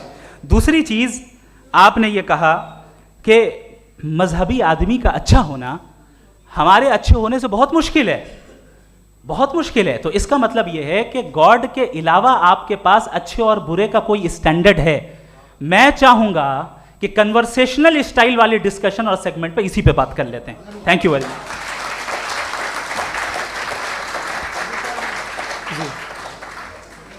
ये रिबटल का राउंड 2 है। आपके पास 5 मिनट का वक्त है, और इसके बाद क्रॉस एग्जामिनेशन शुरू करेंगे। आप चाहें तो जो इन्होंने सवाल पूछे उनके जवाब आप रिबटल में भी दे सकते हैं। जी जी, देखिए पहले तो ये बात कि ये मिसाल गलत नहीं है, गलत है। इन्होंने पहले ही हमको डिसार्म कर दिया, कह लिया अकल से मामला सॉल्व नहीं हो सकता, लॉजिक से आप पहुंच नहीं सकते। ये एक मेटाफिजिकल चीज़ है। मेटाफिजिकल अजीब सा लफ्ज़ है, ठीक से किसी को माने नहीं मालूम इसके, तो ऐसा लगता है कुछ बड़ी चीज़ है। अरे भाई क्या होता है मेटाफिजिकल, बताओ, खड़ी हो। ये एक लफ्ज़ है जो कहीं भी इस्तेमाल हो जाता है। जब आप एक बात कर रहे हैं और आप मुझसे बहस कर रहे हैं तो मुझे मेटाफिजिकल मत बताइए, आप लॉजिकली मुझे प्रूफ किए। और अगर लॉजिकली आप नहीं बात करते साहब ये मेटाफिजिकल है, तो फिर हम आप बात क्या कर रहे हैं? मेरा आपका किस ज़बान में कॉन्वर्सेशन होगा? और ये कहना कि वक्त पहले नहीं था, तो फिर क्यों कहते हैं ये हमेशा से और हमेशा रहेगा? हमेशा वक्त है, तो आप कैसे कहते हैं वो हमेशा से है और हमेशा रहेगा? हमेशा का मतलब है कोई वक्त, अगर वक्त ही नहीं है तो हमेशा कैसे? बाहर वो रहेगा। अब मैं ये देखता हूँ, आपने कहा ना कि वहाँ रेप ज़्यादा होते हैं, तो हम एक बात देखते हैं कि ये दुनिया जिस पे वो कादर मुतलक है, जिसकी मर्ज़ी के बगैर पत्ता भी नहीं हिलता, ओमनीपोटेंट है, ये दुनिया चल कैसे रही है? और इस दुनिया का हाल क्या है? 45,000 बच्चे जो 10 साल की उम्र से कम थे वो गाजा में मरे। भूख से काला हांडी में बच्चे मरते हैं और डिप्थेरिया से मरते हैं। डिप्थेरिया अजीब मर्ज है, गले में जाली बनना शुरू होती है, बच्चा नीला हो जाता है, गरीब का बच्चा, इसलिए कि उपास इलाज में। ये कादर मुतलक है जो चाहे कर दे, इससे आप दुआएं मांगते हैं हमारी ये काम कर दे वो कर दे, तो इसका मतलब डे टू डे लाइफ में वो इंटरफेयर करता है। और ये देख रहा है वो। अगर वो वाकई भी है फॉर डिस्कशन सेक, तो मैं जब दुनिया देखता हूँ तो मेरे दिल में उसके लिए कोई इज्जत नहीं पैदा होती। ये क्या कर रहे हो तुम पूरे ऑल पावरफुल हो, ओमनीपोटेंट हो, ओमनी प्रेजेंट हो। तुम तो वहाँ गाजा में रहे होगे ना, तुम हर जगह हो। तुम देख रहे थे कि बच्चे की कैसे धज्जियाँ उड़ रही, तुम देख रहे थे। और तुम चाहते हो मैं तुम्हारी परस्तिश करूँगा, तुम हो भी। अरे यार, इसके अच्छे तो हमारे चीफ प्राइम मिनिस्टर हैं, कुछ तो ख्याल करते हैं। कमाल है, आप किसकी इबादत कर रहे हैं? अगर वो है भी, ये दुनिया नाइंसाफी से, जुल्म से, जबर से, तशद्दुद से भरी हुई। और आप ये मत कहिएगा कि वो देख रहा है और वो बताएगा एक दिन। अगर वो देख रहा है और इंटरफेयर नहीं करता तो आप दुआ क्यों मांगते? आप कहते हैं मेरा ये काम करा दे, इसके मतलब है वो दखल दे सकता है, वो आपको नौकरी दिलवा सकता है, भले दूसरे आदमी को न मिले, मगर आपका काम कर देगा चूंकि आपने दुआ मांगी है। तो जब वो आपको नौकरी दिला सकता है, लड़की की शादी कर सकता है, बेटे को ग्रीन कार्ड दिलवा सकता है, तो कम से कम ये जो मर रहे हैं बच्चे, इनको रोक दे, कुछ तो करे। मुझे तो दुनिया में, इस दुनिया का कोई मालिक है, इसका ओमनीपोटेंट कोई रूलर है, और ये दुनिया ऐसी चल रही है। मैं तो चाहूँगा कि भाई ना हो, अगर हो तो बड़ी शर्मिंदगी की बात है। शुक्रिया।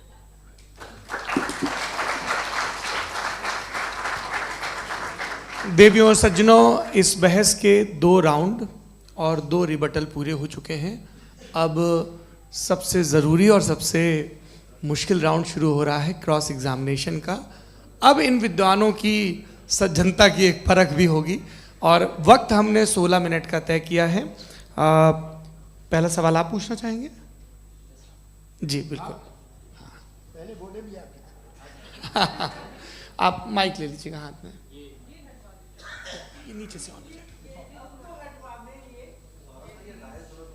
जी मैं बोलता हूँ, ये डायस हटा सकते हैं क्या हम थोड़ा क्विकली? डायस पीछे कर दीजिए बस थोड़ा सा, है, ताकि ये जो दाएं बाएं लोग बैठे हैं, इसे हटा ही दीजिए। अब हम वहाँ तो जाने वाले नहीं। आराम से आराम से दोनों तरफ से हटा दीजिए।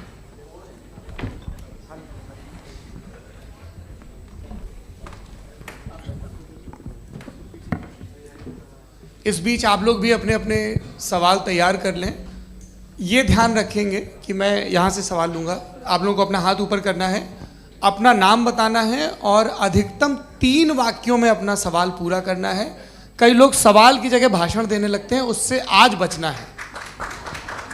जी मुफ्ती साहब, पहला सवाल आपका, 16 मिनट हैं, हम दोनों लोगों के सवाल लेंगे। जी जी बहुत शुक्रिया। आपकी जो अभी बात हुई बहुत अहम थी, मैं इसको चाहूँगा कि आगे डिस्कस करूँ, लेकिन चूँकि अभी ये वो सेगमेंट है क्रॉस एग्जामिनेशन, तो सबसे पहला सवाल आपसे ये है कि जो मैं इतनी देर से कॉन्टिंजेंसी आर्ग्यूमेंट आपको बता रहा था, ये अकल से ही बता रहा था हजरत, आप ये बताएं कि आप इन्फिनिट रिग्रेस ऑफ कॉजेस को पॉसिबल मानते हैं या नेसेसरी बीइंग के एग्जिस्टेंस को सही समझते हैं? चूंकि 2 ही ऑप्शन हो सकता है, आप ये बताएं।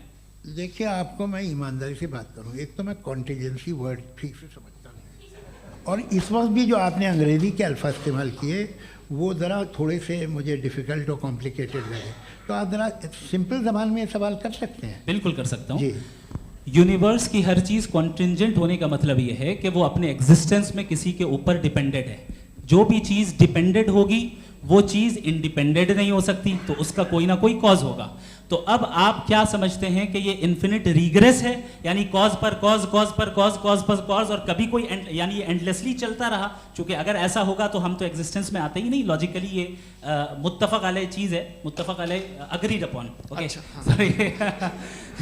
इस पे हमने एग्री किया था कि मुश्किल शब्द आएगा तो अर्थ बताना पड़ेगा। तो इन्फिनिट रिग्रेस तो पॉसिबल नहीं है, तो कहीं ना कहीं आपको रुकना पड़ेगा ऐसे नेसेसरी बीइंग पर। नहीं, कोई ज़रूरत नहीं रुकने की। किसने कहा आप रुकना पड़ेगा? आप रुकते हैं खुदा पे, आप नहीं रुकते। आप कहते हैं वो हमेशा से, जब उस वक्त से जब वक्त नहीं था। आप कहाँ रुकते हैं कि अब हुआ था वो? आप नहीं कहते। हम क्यों नहीं मान सकते कि यूनिवर्स जो है और बल्कि मल्टीवर्सेस जो है वो हमेशा से हैं, वो बनती हैं, सब बिगड़ती contingent हैं। एक हमारे यहाँ एक चीज़ है ब्लैक होल, वो समेट लेता है वापस, फिर ब्लास्ट होता है, फिर फैल जाता है। और इसमें हमारी तो खैर कोई औकात ही नहीं है इंसान की। एक छोटे से ज़र्रे पे हम 50-60 साल की उम्र रखते हैं, जो करोड़ों अरबों साल की कायनात है उसमें, और पैदा भी नहायत ही बेहुदा वजह से हुए थे। तो इसमें ये सोचना कि इसकी वजूहात और ये क्यों है, ये डिपेंडेंट है, ये हम देख रहे हैं, क्या मालूम। आप सोचिए कि ये जो फैल रही है कायनात, ये कहाँ फैल रही है, ये कहाँ जा रही है, और ये फैल क्यों रही है। अरे बना ली थी तुमने, रुको भैया, काफ़ी है। ये फैल क्यों रही है, ये और कौन सी कायनात जिसे मैं दूरबीन से देखता हूँ तो 2 बिलियन लाइट ईयर पे है, उससे मेरा कोई वास्ता ही नहीं है। 2 बिलियन ईयर यानी अगर मैं 80,000 माइल्स पर सेकेंड से चलूँ तो 20 करोड़ साल में वहाँ पहुँच जाऊँगा। इसकी ज़रूरत क्या थी। ये दुनिया, ये कायनात तो इंसान अशरफुल मखलूक़ात के लिए बनाई गई ना। तो ये सब ये टर्म समझ में नहीं आया, इसमें कोई ख़ास समझने वाली बात थी भी नहीं। ये जो अल्टीमेट कहा यह जाता है कि ये जो पूरी यूनिवर्स है, ये जो दुनिया है, ये इंसान के लिए बनाई गई। अच्छा, ये सब इंसान के लिए। क्यों साहब, सही है ना। बिल्कुल, लेकिन इसका ये मतलब नहीं कि किसी चीज के पीछे रीजन आपको नहीं पता तो रीजन नहीं है, इसे कहते हैं नहीं, मुझे नहीं पता, लेकिन मेरी जिम्मेदारी नहीं है। वो बिल्कुल सही कहा था उसने, बर्टन रसल ने। आपने उसे मजाक में टाल दिया कि भाई आप एक दावा कर रहे हैं, मैं क्यों कहूँ कि ये गलत है दावा, आप प्रूफ कीजिए, मेरे पे जिम्मेदारी ही नहीं है, मैंने थोड़ी कहा है, आप प्रूफ कीजिए कि ये सही है। आप आर्ग्यूमेंट ऑफ कंटिंजेंसी का जवाब ही नहीं दे सवाल रहे हैं। पूछना चाहेंगे? आप सवाल पूछना चाहेंगे मुफ्ती साहब से, क्योंकि ये क्रॉस एग्जामिनेशन का दौर है। आप जैसे पहले बोल रहे थे फेथ को लेके कुछ, मैं ये पूछना चाहूँगा कि खुदा ने जो भी रेवलेशन किए हैं, एक मज़हब के लिए बहुत से मज़हबों में किए हैं, अलग अलग रेवलेशन है। कहीं कुछ एक बातें हैं, कॉन्ट्रडिक्शन भी है आपस में, कहीं कुछ आप कर सकते हैं, कहीं कुछ नहीं कर सकते। ऐसा नहीं है कि सबकी कोड ऑफ मॉरल एक है। तो ये किस्सा क्या है। अब आप ये देखिए कि मुझे कभी कभी लगता है कि जो फुटबॉल फाइनल होता है, लाखों लोग होते हैं, फिर वो टीवी कवर कर, करोड़ों लोग, अगर उसमें खुदा की एक बूमिंग आवाज़ आ जाती, मैं गॉड हूँ, तो सारे लोग अभी सुन लेते और टीवी पे भी सुन लेते, किस्सा ख़त्म होता। ये इतनी राजदारी क्या है कि तुम सामने कुछ तो सबूत दे दो हमें सॉलिड। ये कह साहब ये यूनिवर्स कैसे बनी, इससे मसला क्या हल होगा। मैं पूछूंगा आपसे खुदा कैसे बना, क्यों नहीं पूछूंगा कैसे बना, बल्कि वो तो कायनात से कहीं ज़्यादा इंटेलिजेंट है, कायनात से कहीं ज़्यादा कॉम्प्लेक्स। जी वो हमेशा से है, आप कहेंगे मैं मान लूँगा।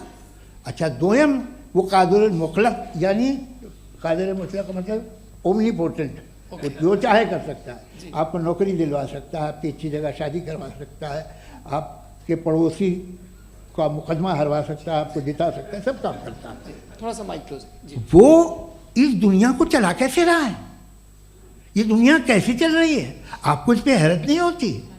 या क़यामत के बाद कभी एक जस्टिस होगा, जब ये बच्चा मर चुका होगा, जिसकी धज्जियाँ उड़ गई बम से, इसको इंसाफ मिलेगा तब। अच्छा, अब जवाब दूं? हाँ जी, मैं वही इसीलिए आप की तरफ। सबसे पहले आपने रेवलेशन और स्क्रिप्चर्स की बात की, इस पे मैं बात कर सकता हूं, लेकिन आज नहीं करूंगा चूंकि वक्त कम है, कभी और इस पे डिस्कस करेंगे। मैं तैयार हूं उस पे भी बात करने के लिए। ये अभी से राउंड 2 की भूमिका तय हो रही है। डज गॉड एग्जिस्ट राउंड 2 जी।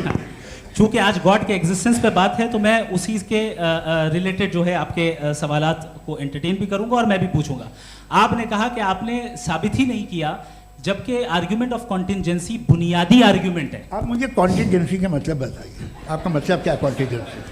कॉन्टिंजेंसी का मतलब यह हुआ कि हर वो वजूद जो किसी भी चीज का पाबंद है, हर वो वजूद या हर वो चीज जो अपने एग्जिस्टेंस में किसी भी चीज के पाबंद है और उससे बाउंड है, उसको उसकी ज़रूरत है, उस पर डिपेंड करती है, तो जाहिर सी बात है कि उसका कोई ना कोई कॉज होता है। ये तो अक्ल की बात है, ये आप रीजनिंग की बात करते हैं, मैं वही कर रहा हूँ। दूसरी चीज़, आपने ये बात कही कि इतने बिलियन लाइट ईयर्स दूर है, उसका मेरा क्या लेना देना। फिर मेरे ख्याल से आपको ये नहीं कहना चाहिए I think therefore I am an atheist. आपको सोचना चाहिए।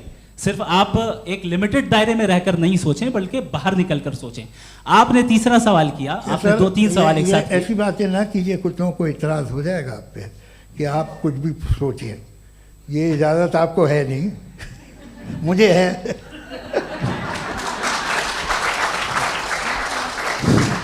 जी, आपने प्रॉब्लम ऑफ इविल के ताल्लुक से सवाल किया और बार बार आप एक लफ्ज रिपीट कर रहे हैं कि ओमनीपोटेंट गॉड है, ऑल पावरफुल गॉड है। यही तो दरअसल समझना है कि गॉड का कॉन्सेप्ट क्या है। प्रॉब्लम ऑफ इविल जो है, प्रॉब्लम ऑफ इविल दर हकीकत 2 असम्पशंस पर कायम है। अगर आप इन 2 असम्पशंस को समझ जाएं तो ये प्रॉब्लम नहीं रहेगी, आर्ग्यूमेंट आपको समझ में आ जाएगी कि ये कोलैप्स कर जाता है। पॉइंट नंबर 1, यानी जो आपका सबसे पहला फॉल्स असम्पशन है कि गॉड मर्सीफुल है, ओमनीपोटेंट है, दुनिया में जुल्म हो रहा है। लेकिन आपको ये समझना चाहिए कि हमारे वर्ल्ड व्यू के मुताबिक गॉड सिर्फ ओमनीपोटेंट और सिर्फ मर्सीफुल नहीं है, बल्कि वो ऑल वाइज भी है और वो ऑल नोइंग भी है। उसके हर काम के पीछे हिकमत और विजडम है। ये कोई जरूरी नहीं है कि वो हिकमत और विजडम आपको समझ में आए या मुझे समझ में आए। अगर आप जो समझ रहे हैं उसके मुताबिक आप फैसला कर रहे हैं, ये लिमिटेड पर्सपेक्टिव से आर्ग्यूमेंट है। और इस चीज को हम अपनी दुनिया में, अपने लाइफ में, डेली लाइफ में इस प्रिंसिपल को एक्सेप्ट करते हैं। हम जब किसी डॉक्टर के पास जाते हैं, डॉक्टर के पास जाकर वो अगर उसने हमें कोई दवाई दी है तो हम ये तो नहीं कहते कि जब तक आपके पास जितना नॉलेज और जितना विजडम नहीं है, आपने क्यों ये दवाई दी है, तब तक हम इस चीज को एक्सेप्ट नहीं करेंगे। नहीं कहते, हम उसकी अथॉरिटी को तस्लीम करते हैं। क्यों? क्योंकि उसकी हम जानते हैं कि वो नॉलेजेबल है, वो विजडम वाला है, हमसे ज्यादा नॉलेज और हमसे ज्यादा विजडम है। बताएं सर। नहीं, डॉक्टर में और खुदा में बड़ा डिफरेंस है। डॉक्टर पढ़ा लिखा होता है, एक तो मैं उसकी बात सुनूंगा। 2 ये नहीं, कुछ जवाब तो ये भी नहीं है सर। प्लीज, अगर सब ऑडियंस से बोलने लगेंगे तो फिर मतलब नहीं सिविलाइज्ड बहस का। मतलब आप ये कहें कि चूंकि आप डॉक्टर पे बिलीव करते हैं इसलिए खुदा पे बिलीव किए, क्या ये मिसाल आपको समझाने के लिए आर्गुमेंट है, इस पे आपको एतराज नहीं है। तो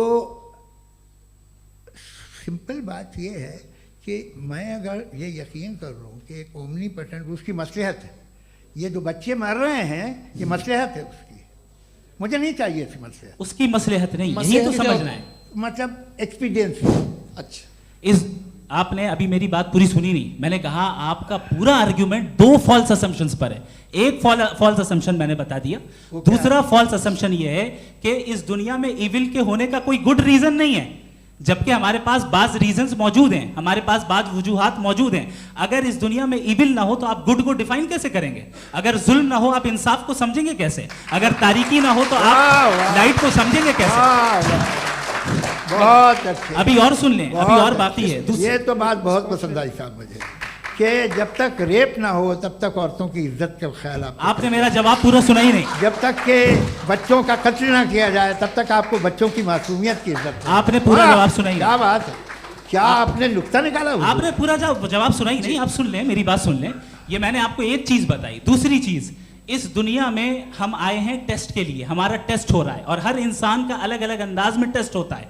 और इस दुनिया में अगर इविल मौजूद है तो वो इविल जरिया है हमारे अंदर ह्यूमन नोबल क्वालिटीज को डेवलप करने का और अलग अलग फील्ड में प्रोग्रेस करने का। और अगर हमारे अंदर और इस दुनिया में इविल नहीं होता तो बताइए टेस्ट का मतलब क्या होता? अगर मैं अपने स्टूडेंट को एमसीक्यूज दूं और उसमें सिर्फ राइट आंसर लिख कर दे दूं और कहूं तुम्हारा टेस्ट हो गया, ये मीनिंगलेस है। इस दुनिया में अगर हम टेस्ट के लिए आए हैं तो जाहिर है गुड एंड इविल दोनों मौजूद है। बताइए। तो अगर गुड एंड इविल दोनों मौजूद है तो ये इविल भी खुदा का बनाया हुआ है? जी हाँ, खुदा का बनाया हुआ है। लेकिन अच्छा, चलो अच्छी बात। जी बिल्कुल, तो बिल्कुल खुदा ने बनाया। अभी तो ये है कि जो मेजॉरिटी है दुनिया में वो इविल है, तो ये खुदा एक्चुअली इविल के साइड पे लग रहा है मुझे। बिल्कुल भी नहीं, मैं बताता हूं। मेजॉरिटी में तो वो है। क्या बात कर रहे हैं भाई आप? कोई भी जो मुंसिफ होगा, चाहे आपका अपना घर हो जिसके आप सबसे बड़े हैं, चाहे आपकी ऑर्गेनाइजेशन हो जो आप चलाते हैं, वहां पर आप इविल रखेंगे साबित करने को कि बाकी लोग शरीफ हैं? मेरी बात सुनिए। क्या ये आर्ग्यूमेंट ही गलत है? अगर कि जब तक के कोई इविल नहीं होगा तब तक के शरीफ आदमी शरीफ नहीं लगेगा। अगर एग्जामिनर गलत ऑप्शन दे रहा है तो एग्जामिनर इविल नहीं हो गया, जो गलत ऑप्शन को सेलेक्ट कर रहा है वो फेल होगा। क्रिएटर ने इविल को बनाया है, लेकिन वो इविल नहीं है। अच्छा, सुनिए मेरी बात, चलिए, लेट मी कंप्लीट सर। जी जी। क्रिएटर ने इविल को बनाया है टेस्ट के लिए, वो इविल नहीं है। इविल वो होगा जो उसे इख्तियार करेगा। छुरी को बनाने वाला गलत नहीं होता है, छुरी का गलत इस्तेमाल करने वाला गलत होता है। रेप को कैसे गलत इस्तेमाल करते हैं? रेप इंसान के फ्री विल का नतीजा है। ये रेप कैसे गलत इस्तेमाल होता है? ये मुझे अब सुन ले, अब सुन ले। गलत इस्तेमाल होता हाँ मैं बता रहा हूँ ना, कैसे गलत इस्तेमाल? मैं बता रहा हूँ कि जो इविल इस दुनिया में मौजूद है उसके कई सारे तरीके हैं। एक तरीका इंसान का अपना फ्री विल है। अब अगर कोई रेपिस्ट रेप कर रहा है तो इसका गॉड का कसूर नहीं है, वो अपने फ्री विल का गलत इस्तेमाल कर रहा है, उसको सजा मिलनी चाहिए। अच्छा, और उसी के लिए जहन्नम बनाई गई है। ये फ्री विल का भी बड़ा चक्कर। आप जब कोई बुरा काम करते हैं या कोई बुराई होती है तो ये कहा जाता है कि ये फ्री विल है। 7 billion free wills are moving on this planet. 7 billion free will. और एक आदमी अपनी फ्री विल से मुझे कत्ल कर दे तो मैं खुदा की मर्जी से मरा हूँ कि इसकी फ्री विल की वजह से? मेरी मौत खुदा के हाथ है या ये फ्री विल वाले के हाथ है? खुदा ने फ्री विल का निजाम बनाया है और उस निजाम का गलत इस्तेमाल करके कोई आपको मार रहा है, इस्तेमाल करके मेरा कत्ल कर देता है।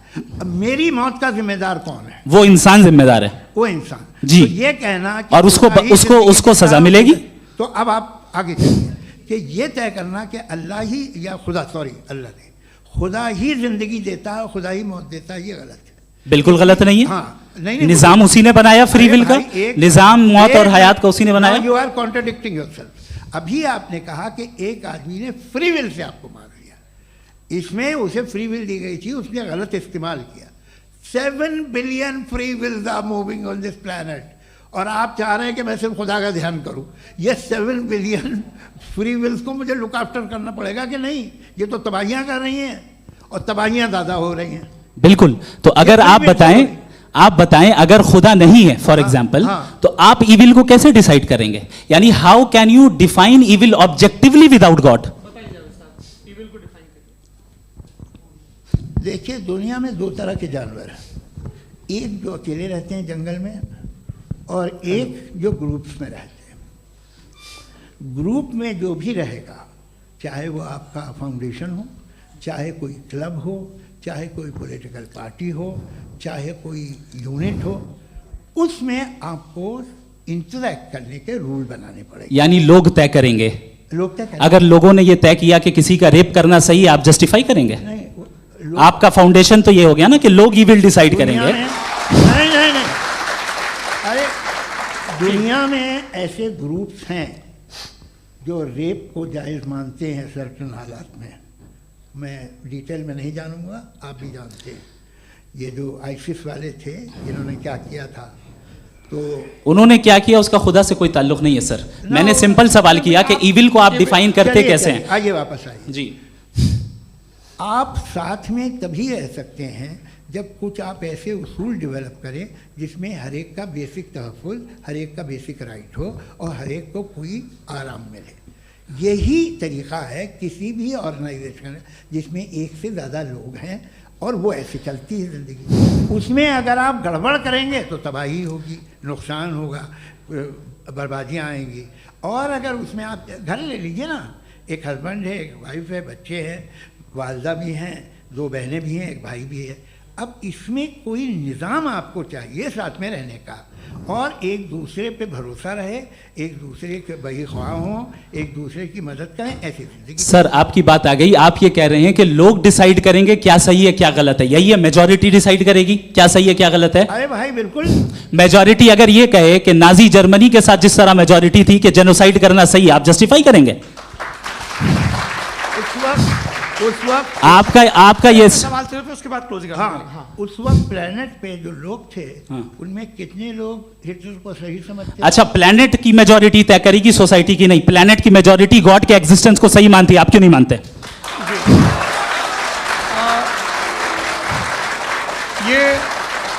हेलो ये क्रॉस क्वेश्चन का राउंड यहाँ पर समाप्त होता है। और ये बड़ा अच्छा है कि इस तरह से फ्रेगमेंट कर दिया गया है ताकि जो मरकरी ऊपर जा रहा है नीचे जवाब दे दूं। जी। प्लेनेट की ज़्यादातर मेजॉरिटी कुछ दूसरे मजहबों के खुदा को मानती है, आप उन्हें क्यों नहीं? आप तो मेजॉरिटी की बात कर रहे हैं। अच्छा, ये मैंने क्लोजिंग majority की बात- आप ये कह रहे हैं इविल और गुड को डिसाइड मेजॉरिटी करेगी, मेजॉरिटी जो कर दे वो सही हो जाएगा। क्लोजिंग इसको जैसा आप ही लोगों ने तय किया है उसी फॉर्मेट को फॉलो कर लेते हैं। हाँ भाई, मैंने तो भले लोगों पे एतबार किया और तब मॉडरेशन तय किया। जी, आपके पास 5 मिनट का वक्त है, क्लोजिंग आर्ग्यूमेंट है, उसके बाद हम ऑडियंस से क्वेश्चन आंसर लेंगे जावेद साहब की क्लोजिंग आर्ग्यूमेंट के बाद। ओके, टाइम स्टार्ट्स बहुत शुक्रिया जी। हमारा जो टॉपिक है डज गॉड एग्जिस्ट, मैं इस पे इतने एकेडमिक तैयारी करके आया था, मुझे था कि मैंने सोचा था कि कई सारे मैं आर्ग्यूमेंट्स दूंगा, लेकिन वक्त की भी किल्लत और जावेद साहब बार बार इधर उधर चले जा रहे थे तो उसको भी थोड़ा एंटरटेन करना पड़ गया। डज गॉड एग्जिस्ट पे मैं एक ही आर्ग्यूमेंट दे पाया, आर्ग्यूमेंट्स बहुत हैं और डेफिनेटिव आर्ग्यूमेंट्स हैं, और मेरे आर्ग्यूमेंट को किसी एक राउंड में भी इन्होंने एंटरटेन नहीं किया और रेफ्यूट नहीं किया, एक राउंड में भी नहीं, एक राउंड में भी नहीं। कौन सा? और ना ही अभी अभी आपका क्लोजिंग आर्ग्यूमेंट आएगा नहीं, वो उसमें। बता देना। Argument of contingency sir. अरे मैं आपसे कई बार कह चुका हूँ कंटीजेंसी का मतलब अब क्या मैं है? कैसे सर, समझाऊं प्लीज, आपको? आपस में हाँ, आप और प्लीज, कितने प्लीज, आसानी से समझाऊं मैं, मुझे तो नहीं समझ में आ रहा है बस। आप अपनी- sir, argument sir, of contingency Urdu में बोल सकते हैं। हाँ, आप अपनी बात पूरी कर लें जी। आखिरी 4 मिनट। दूसरी चीज, just a minute please ma'am, can I talk? दूसरी चीज ये है कि आपने एक तो इसका जवाब नहीं दिया, दूसरा आपने गॉड के ना होने पर कोई डेफिनेटिव आर्ग्यूमेंट नहीं दिया, सिर्फ मजहब पे बात कर रहे हैं आप। मजहब तो आज हमारा टॉपिक ही नहीं था, आज तो हमारा टॉपिक हो, आप मजहब से ले लेकर आईएस तक चले गए। भाई हमारा क्या ताल्लुक है उससे? We condemn them. और उसका गॉड से क्या ताल्लुक है? अगर कोई गलत काम कर रहा है, किसी ने किसी को कत्ल किया, किसी ने किसी का रेप किया, उसको सजा मिलनी चाहिए। और आपके पास कोई भी rational strong foundation of morality नहीं है। आपने कहा कि मेजॉरिटी तय करेगी सोसाइटी की, वो सही होगा। मैंने कहा हिटलर को फिर आप सही कहेंगे, नहीं नहीं नहीं नहीं, प्लैनेट की सोसाइटी की मेजॉरिटी तय करेगी। तो प्लैनेट की मेजॉरिटी गॉड की एग्जिस्टेंस को मानती है, आप कह रहे हैं ये रिलीजियस है। तो यानी आपके पास कोई स्ट्रॉन्ग फाउंडेशन नहीं है ऑब्जेक्टिव मोरालिटी का। ऑब्जेक्टिव मोरालिटी का अगर कोई फाउंडेशन है तो वो सिर्फ गॉड है, गॉड है, गॉड है। थैंक यू जी। ये मुफ्ती शमाइल नदवी साहब का क्लोजिंग आर्ग्यूमेंट था। अब हमारे पास जी जी ये बड़ा अच्छा है कि दोनों लोगों को मॉडरेटर से शिकायत भी और बोल रहे भाई हमारी शाबाशी भी तो करते चलो। अब मेरी बात जी, आपके पास जावेद अख्तर साहब 5 मिनट का वक्त है, ये आपका क्लोजिंग आर्ग्यूमेंट है, टाइम रीसेट कर दें जी। देखिए, बहुत सारी बातें हैं। गॉड का डेफिनेशन दुनिया के किसी भी रिलीजन में है कि वो ओमनीपोटेंट है, ओमनीप्रेजेंट है, he is just, he is kind, he loves you and so on. मैं जब दुनिया देखता हूँ तो मुझे कोई ऐसा सुप्रीम पावर यहाँ दिखाई नहीं देती है जो इंसान की बहबूदी के लिए कुछ कर रही हो, कमज़ोर को बचा रही हो, मदद कर रही हो, जालिम को पीछे हटा रही हो। मैं नहीं देखा, तारीख़ में नहीं। एक तो अगर है और ये देख रहा है तमाशा, तो उसका होना न होना बराबर है। दोयम ये कि ये जो है, जब आप ये कहते हैं कि कायनात जिसकी कंटीजेंसी है, मैं देखिए वो लफ्ज़ इस्तेमाल किया मैं, तो ये कैसे हो सकती है भाई? और फ़ौरन आप सरेंडर कर देते हैं कि जाहिर है कि इसका बनाने वाला तो इससे 10,000 गुना ज़्यादा कॉम्प्लिकेटेड होगा। उस पर आपके होने पे कोई इतराज़ नहीं है। उसे वो टाइमलेस है, वो पहले से था, टाइम तो बहुत बाद में आया। ये सब आप मानने को तैयार है जिसका आपके पास कोई सबूत नहीं, आपके पास कोई रीज़न नहीं है। आपकी तारीख क्या है मज़हबों की? बिलीफ की, जो खुदाओं का बिलीफ है, ये कॉन्स्टेंटली गलत साबित होता रहा है। मतलब आप कहें कि अरिस्टोटल के ज़माने में तो सब जाहिल थे, वो भी इतने ही यकीन से खुदा पे यकीन रखते थे, जो अब नहीं रहा। ये भी नहीं रहेगा, आप लिख लीजिए। और इसके आसार आपको दुनिया में दिखाई देना शुरू हो चुके हैं। ये बहस क्या आज से 100 साल पहले इस तरह हो सकती थी? यहाँ तक तो आपको हम ले आए हैं। तो सर अरे इनको मदद की ज़रूरत नहीं भाई, ये सेल्फ सफिशिएंट आदमी है, आप क्यों इनकी मदद कर रहे हैं? Sir please. तो ये जो है तमाम बातें अपनी जगह हैं। ये एक पैकेज है। आप अकेले, कोई आदमी ऐसा नहीं जो सिर्फ गॉड को मानता हो, उसके साथ बहुत पैराफर्नेलिया आता है, अलग अलग पैराफर्नेलियाज आते हैं। They are only, they have always created chaos in the society. मैं तो आपको सीधा ऑफर देता हूँ कि दुनिया में 10 इम्पॉर्टेंट बिलीव्स है। आप 1 मानते हैं, 9 नहीं मानते, 9 में आप एथियस्ट हैं, 9 को आप बिल्कुल रीजनेबली मेरी तरह देखते हैं।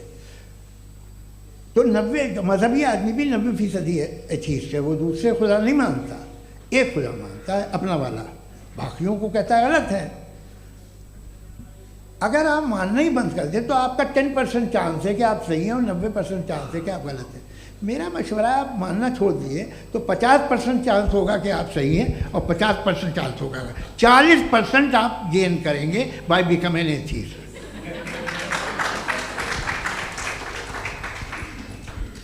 ये एक फरसूदा ख्याल है, ये ख़त्म हो रहा है, हो सकता है मेरी ज़िंदगी में ना हो, लेकिन ये हो जाएगा। जो बातें ये इनको आप मेटाफिज़िकल ये वो ऐसे रिस्पेक्टेबल टर्म दे दिए, ये तो उन लोग के हैं जिन्हें ना फिज़िक्स मालूम थी ना मेटा मालूम था, ये उन्होंने आपको दिए हैं। जी बहुत शुक्रिया आप दोनों लोगों का। और अब इस बातचीत का आखिरी राउंड शुरू होगा, डज गॉड एग्जिस्ट की ये बहस मुफ्ती शमाइल नदवी और जावेद अख्तर साहब के बीच। आप लोग अपने अपने हाथ ऊपर करेंगे, मैं यहाँ से तय करूँगा। और माइक हमारे पास है क्या? एक ही माइक है ऑडियंस के लिए? 2 माइक है, एक इस तरफ एक इस तरफ, ठीक है। तो जी सबसे पहले हमारी सहयोगी हैं मारिया शकील जी, पूछिए सवाल। थोड़ा सा रुकेंगे ताकि कैमरे का फ्रेम आप पर आ जाए, आपकी तो प्रैक्टिस है टीवी की। जी नदवी साहब, मैं खुदा को मानती हूँ, पहले मैं इसी प्रमाइस से शुरू कर रही हूँ और ये बता रही हूँ आपको, मैं मानती हूँ, लेकिन कुछ सवाल हैं जो जावेद साहब ने उठाया, उसका जवाब आपको देना चाहिए। पहला सवाल ये कि गज़ा में सालों से छोटे बच्चे मर रहे हैं, वो उनको अगर खुदा मर्सीफुल है, हम मानते हैं कि अल्लाह ताला में बहुत ताकत है, तो वो बच्चे क्यों मर रहे हैं? दूसरी बात ये कि अगर कंटिजेंसी की जो आप बात करते हैं, पूरे मुस्लिम ममालिक मिल कर के भी उन गज़ा के बच्चों को क्यों नहीं बचा पा रहे हैं? क्योंकि अगर वो चाहते, क्योंकि अल्लाह ताला उन पर हुकूमत करते हैं, सब पर हुकूमत करते हैं, तो वो उनको क्यों नहीं बचा? जी थैंक यू वेरी मच। बहुत अच्छा किया आपने इस चीज़ को जिक्र कर दिया, मैं इसको और अच्छे से एक्सप्लेन करने की कोशिश करता हूँ। देखें, जहाँ तक आपने कहा कि गज़ा के बच्चों को मारा जा रहा है, देखें 2 वर्ल्ड व्यू है, एक एथिस्टिक वर्ल्ड व्यू, एक थीस्टिक वर्ल्ड व्यू है। बच्चे मर रहे हैं दोनों वर्ल्ड व्यू में, लेकिन हमारा वर्ल्ड व्यू कह रहा है कि रिकॉम्पेंस है, ये कह रहे हैं कि उनका मरना बेकार जाने वाला है, कोई उसका रिकॉम्पेंस नहीं है, चूंकि इनके यहाँ आखिरत और अल्लाह का कोई तसव्वुर या गॉड का कोई तसव्वुर नहीं है। आपने ये सवाल किया कि गॉड मर्सीफुल है, क्यों नहीं रोकता? ये मैंने बताया कि ये मिसकंसेप्शन है लोगों के दरमियान कि गॉड को सिर्फ मर्सीफुल और ओमनीपोटेंट समझते हैं। गॉड के सिर्फ यही 2 एट्रीब्यूट्स नहीं हैं, गॉड के कई सारे एट्रीब्यूट्स हैं, उनमें से अल हकीम भी है, उनमें से ऑल वाइज भी है, ऑल नोइंग भी है।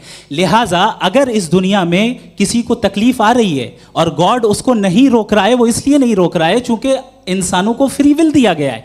ठीक इसी तरीके से अगर एक डॉक्टर किसी छोटे बच्चे को इंजेक्शन लगा रहा है, उसे तकलीफ पहुंच रही है, उसके लिमिटेड पर्सपेक्टिव के एतबार से ये गलत हो रहा है और डॉक्टर बुरा है। लेकिन जब आप ब्रॉडर पिक्चर को देखेंगी, आपके और हमारे पास सिर्फ एक पिक्सल है, हमें इतना नजर आ रहा है कि गजा में कत्ल हो रहा है, लेकिन इसके पीछे कितना रिकॉम्पेंस उनको मिलने वाला है, पूरा पिक्चर गॉड के पास है। तो एक पिक्सल से आप पूरे पिक्चर को कभी भी जज नहीं कर सकती। आप इसमें कुछ जोड़ना चाहेंगे? आपको कुछ बोलना है इसमें? भैया आपने बहुत अच्छा जस्टिफिकेशन दिया, या आप वो जो वहाँ के प्राइम मिनिस्टर इजराइल के उन्हें भेजिए, वो बहुत खुश होंगे। आप जस्टिफिकेशन दे देना कि अगर गॉड नहीं है तो बच्चे क्यों मर रहे हैं, आप बताएं। वो ये सवाल पूछ रहे हैं कि अगर आप ईश्वर का अस्तित्व नहीं मानते हैं तो उन बच्चों की मौत को आप कैसे इंटरप्रेट करते हैं? भाई ये दुनिया जो है, जो ताकतवर लोग होते हैं वो एक नाइंसाफ़ी करते हैं। तो ये अच्छा काम है आपके नज़दीक, तो नेचर नाइंसाफ़ी पे मबनी है। अरे मेरे भाई, आप नेचर की कहाँ बात कर रहे हैं, तो इंसान की बात जी, कर। तो फिर जब मैं इंसान की बात कर रहा था, आप नेचर की बात करने लग गए। क्रॉस एग्जामिनेशन नहीं। हाँ, अब आप मुझे बोलने नहीं देंगे तो अलग बात है, आप बोलिए, मुझे कोई जल्दी नहीं। जी नहीं, ये क्रॉस एग्जामिनेशन मुझे बोल तो लेने दीजिए। जी बोलिए। क्या बात ये है कि ह्यूमन सोसाइटी तभी साथ में रह सकती है जब वो मोहब्बत से, एकता से, एक दूसरे के एहतराम करके रहे। इसके अलावा पॉसिबल नहीं है, अकेले तो इंसान रह ही नहीं सकता। वहाँ पर कुछ लोग हैं जो फाउल करते हैं, वो फाउल हम हमेशा से तारीख में होता आया है। आज ये हो रहा है, जो हो रहा है बहुत बुरा हो रहा है, बहुत जालिमाना है, बहुत जाबराना है। उसको आप कहें कि ये बच्चों को कॉम्पनसेशन मिल जाएगा या इसकी इंजेक्शन है, इंजेक्शन तो हेल्थ के लिए दिया जाता है। आप ये कह रहे हैं कि ये बच्चों की जो धज्जियां उड़ रही हैं ये इंजेक्शन है, ये टेस्ट है, ये टेस्ट है और उस टेस्ट में उनको अगले ऐसा रिकॉम्पेंस मिलेगा जो आपके तस्वुर के बाहर है। ये आप 3 बरस के बच्चे को बारूद से उड़ा के टेस्ट ले रहे हैं, वाह। वो नहीं ले रहा है, खुदा नहीं उड़ा रहा है, इजराइल उड़ा रहा है। जी, ये तो उसको कंडेम अगला करें। सवाल लेते हैं, अगला सवाल लेते हैं प्रोफेसर पुरुषोत्तम अग्रवाल। मुफ्ती साहब, एक निवेदन आपसे है कि कम से कम थोड़ा सा माइक क्लोज एक रिलीजियस और फिलोसफिकल कर मैं प्लीज। एक रिलीजियस और फिलोसफिकल ट्रेडिशन है जो ब्रह्मांड को यानी यूनिवर्स को ही अंतिम मानती है। सर्वम खलु इदम ब्रह्मम, this is Chandogya Upanishad and it completely rules out the existence और नेसेसिटी, आपके शब्दों में necessity of a creator. The creation itself is the creator. तो एक मिनट प्लीज। दूसरा जो सवाल आपने अभी, जो आप बार बार कह रहे हैं कि भगवान विद्वान भी है, वाइज, सब जानने वाला, तो अगर विजडम में दुनिया भर के पापों और अत्याचारों को बर्दाश्त करना शामिल है, तो फिर इसका मतलब ये हुआ कि अगर मैं फ्री विल से उसको अपोज करता हूं तो ईश्वर की विजडम और मेरी फ्री विल में कॉन्ट्राडिक्शन है। Because when I am opposing whatever is happening in Gaza, then I am opposing the God's will और गॉड्स विजडम। जवाब लेते हैं क्योंकि तो गॉड की विजडम में, एक मिनट सर प्लीज सर, ये एक जुमला, गॉड की विजडम है कि गाजा में जो कुछ हो रहा है वो हो रहा है, मैं उसको अपोज कर रहा हूं, तो मैं गॉड की विजडम के खिलाफ जा रहा हूं। एक सवाल। दूसरा ये नहीं, आपने 2 ऑलरेडी। सर आप और सवाल कर लें, लेकिन मुझे 2 जवाब दे सर, दीजिए। सर, पहले आपने ये कहा, सुनिए मेरी बात सुनिए। भाई इजराइल के गॉड के मुताबिक तुम्हारा ठीक हो रहा है ना? नहीं हो रहा है, ठीक नहीं हो रहा है, मैं बता रहा हूँ क्या हो रहा है। आप तशरीफ रखें, मैं बता रहा हूँ क्या हो रहा है। Let me complete please. एक सेकंड गाइस, एक सेकंड। ये देखिए, ऐसा है कि ये सब बड़ा आपस में विचार विमर्श के बाद ये तय हुआ था कि कुछ नियम बना लिए जाएं ताकि एक टाइम बाउंड बातचीत चले। और भाई साहब, आप बड़ा ज़रूरी काम कर रहे हैं, लेकिन कैमरे के फ्रेम में आके उस काम को गड़बड़ कर दे रहे हैं। ठीक है गुरु, अब मेरे को कहीं का गुस्सा कहीं निकालना था, सॉरी। नहीं, कोई गुस्सा नहीं है जी। तो प्रोफेसर ने सवाल पूछे, आप उनके जवाब दें, और थोड़ा ये सब लोग थोड़ा ख्याल रखें भाई, सवाल संक्षिप्त रखें जी। आपने 2 सवाल किया। सबसे पहला ये कहा कि हमारे पास ये कॉन्सेप्ट है कि ये यूनिवर्स खुद नेसेसरी बीइंग है, creation itself is the creator. How irrational is this कि मैं एग्जिस्ट करूंगा बाद में, लेकिन अभी एग्जिस्ट कर भी रहा हूं, यानी एक ही टाइम में एग्जिस्ट भी कर रहे हैं, नहीं भी कर रहे हैं। This is not true. दूसरी चीज, आपने कहा कि अगर इजराइल में, सॉरी माफ कीजिएगा, Israel doesn't exist, occupied Palestine में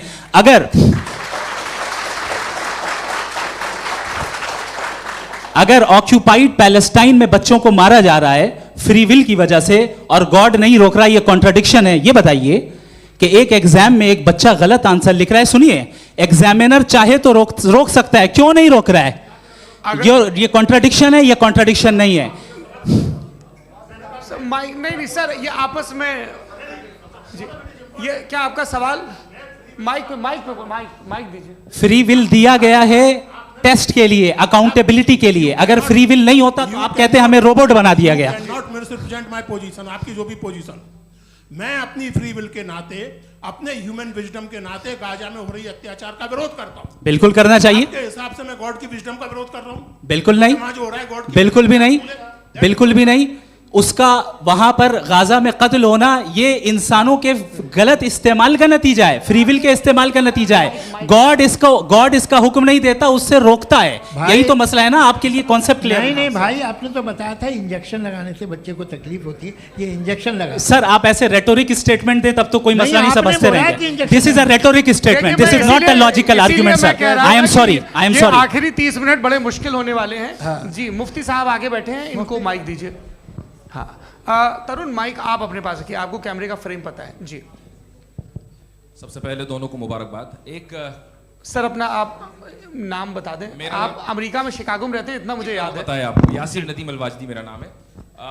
जावेद सर, आपसे एक क्वेश्चन है इन्फिनिट रिग्रेस के ताल्लुक से। एक हाइपोथेटिकल सिनेरियो है, मसलन अगर आप सर माइक थोड़ा सा प्लीज क्लोज रखिए जी। अगर आप शायर इसलिए हैं कि आपके कोई उस्ताद शायर थे, और वो इसलिए शायर थे कि उनके कोई उस्ताद शायर थे, और इसी तरीके से हम माजी में पीछे चलते चलते चले जाएं और कहीं ना रुके, तो माफ कीजिएगा आप कभी शायर नहीं हो सकते। लेकिन आप शायर हैं, आपका शेर एग्जिस्ट करता है, इसका मतलब ये है कि आप कहीं ना कहीं रुके हैं। तो मेरा सवाल ये है कि क्या आप इन्फिनिट रिग्रेस ऑफ कॉजेस को लॉजिकल फैलेसी मानते हैं या नहीं मानते? हाँ या ना? मैं इन्हें लॉजिकल फैलेसी नहीं मानता हूँ, लेकिन मेरा प्रॉब्लम यह है कि जब मैं नहीं मानता हूँ तो I will continue with this logic जो फैलेसी नहीं हो। आप एक जगह रुक जाते हैं जाके, आप कहते हैं ये गेंद कैसे बनी, ये जजीरा कैसे बना, ये समंदर कैसे बना, ये ज़मीन कैसे बनी, और अचानक गॉड पे जाके आपको ब्रेक लग जाता है। एक बार आप सवाल नहीं करते कि भाई इनको बनाने वाला तो इनसे भी कॉम्प्लिकेटेड होगा, वो कैसे बना, उसके बारे में आपने इत्मीनान कर लिया, वो हमेशा से है। तो अगर आप उसे हमेशा से मानते हैं तो फिर ये मान लीजिए कि कायनात हमेशा से है, क्या तकलीफ है? फिर हम वजूद में नहीं आते जी हैं? हम मौजूद नहीं। अच्छा सर क्यों नहीं हो मैं सकते? बताऊंगा, प्लीज प्लीज। जैसे मैंने मिसाल दी आपके शेर की, आपका शेर कभी वजूद में ना आता अगर शायर इसी तरह चलते रहते हमेशा। जी माइक मेरे ख्याल से एक सेकंड, इन्फिनिट रिग्रेस का कॉन्सेप्ट क्लियर नहीं हो पाया, ऐसे रहने दें, लेट्स मूव ऑन सर। ठीक है। हाँ, थोड़ा सा मॉडरेटर का भी ख्याल रखें। नहीं आपने तो रखा है, आपने रखा है। यहाँ पे गौहर रजा साहब हैं, वो भी एक सवाल पूछना चाहते हैं। माइक यार नीचे से ऑन कर दिए, नीचे। पहले तो ये कह दूं कि मैं उन बच्चों से शर्मिंदा हूं जिनको गज़ा में कत्ल किया गया, क्योंकि हमारे होते हुए कत्ल किया गया। लेकिन उससे ज़्यादा शर्मिंदगी इस बात से हुई कि मुझे लगा कि मुफ्ती साहब उसको जस्टिफाई कर रहे हैं। बिल्कुल भी नहीं, आप बहुत ही गलत। मुझे लगा मैं गलत हो सकता हूं, बिल्कुल गलत मैं है। सवाल पूछ रहा हूं, सवाल मैं देखिए, सवाल अगर पूछ रहा हूं। एक मैं जावेद भाई से डिसएग्री करता हूं। एक सेकंड देखिए, अगर देखिए ऐसा, एक सेकंड आप सर वेट, अरे आप कुछ मेरे पहले मुझे अपनी बात कह लेने दीजिए। अगर ऑडियंस तय करेगी तो फिर मॉडरेटर का मतलब नहीं। मेरा आप सबसे ये कहना है, ये बहस दो लोगों के बीच में है, एक तरफ मुफ्ती साहब, एक तरफ जावेद साहब। पिछले 1.5 घंटे से ये लोग अपने अपने तर्क रख रहे हैं। आपकी इनसे इत्तेफाकी हो सकती है, ना इत्तेफाकी हो सकती है। मेरे उस्ताद मुझे सिखा गए हैं कि मुखामुखम में असहमति की गुंजाइश बची रहनी चाहिए। अगर मैं आपकी बहुत इज्जत करता हूं गौहर साहब, आपने जो कमाल की किताबें लिखी, साइंटिफिक टेम्परामेंट, लेकिन मेरी ये गुजारिश है आप सब से कि यदि आप इन लोगों ने जो बोला उन पर टिप्पणियां करेंगे तो ना वक्त की पाबंदी रहेगी, ना वो अनुशासन। आप सवाल पूछ लें, उस सवाल में जो बात आ जाए वो आ जाए। मैं जावेद साहब से डिसएग्री करता हूं, इसलिए जावेद साहब से सवाल पूछ रहा हूं। आपका सवाल जावेद अख्तर साहब से। और सवाल ये है मेरा कि जावेद साहब ने कई बार लॉजिक का इस्तेमाल किया कि साइंस में लॉजिक है और रिलीजन में लॉजिक नहीं है। मेरा ख्याल ये है कि रिलीजन में भी लॉजिक है, लेकिन उस लॉजिक की बेसिस ये है कि आप रुक जाते हैं, जिसका जिक्र जावेद साहब ने बार बार किया, यानी खुदा के तसव्वुर पे आते हुए, गॉड के तसव्वुर पे आते हुए रुक जाते हैं। और इसमें सवाल पूछना मतलब फॉरबिडन होता है। सवाल ये है कि क्या जावेद साहब इससे एग्री करते हैं कि साइंस की लॉजिक अलग है और रिलीजन की लॉजिक अलग है? बताइए सर।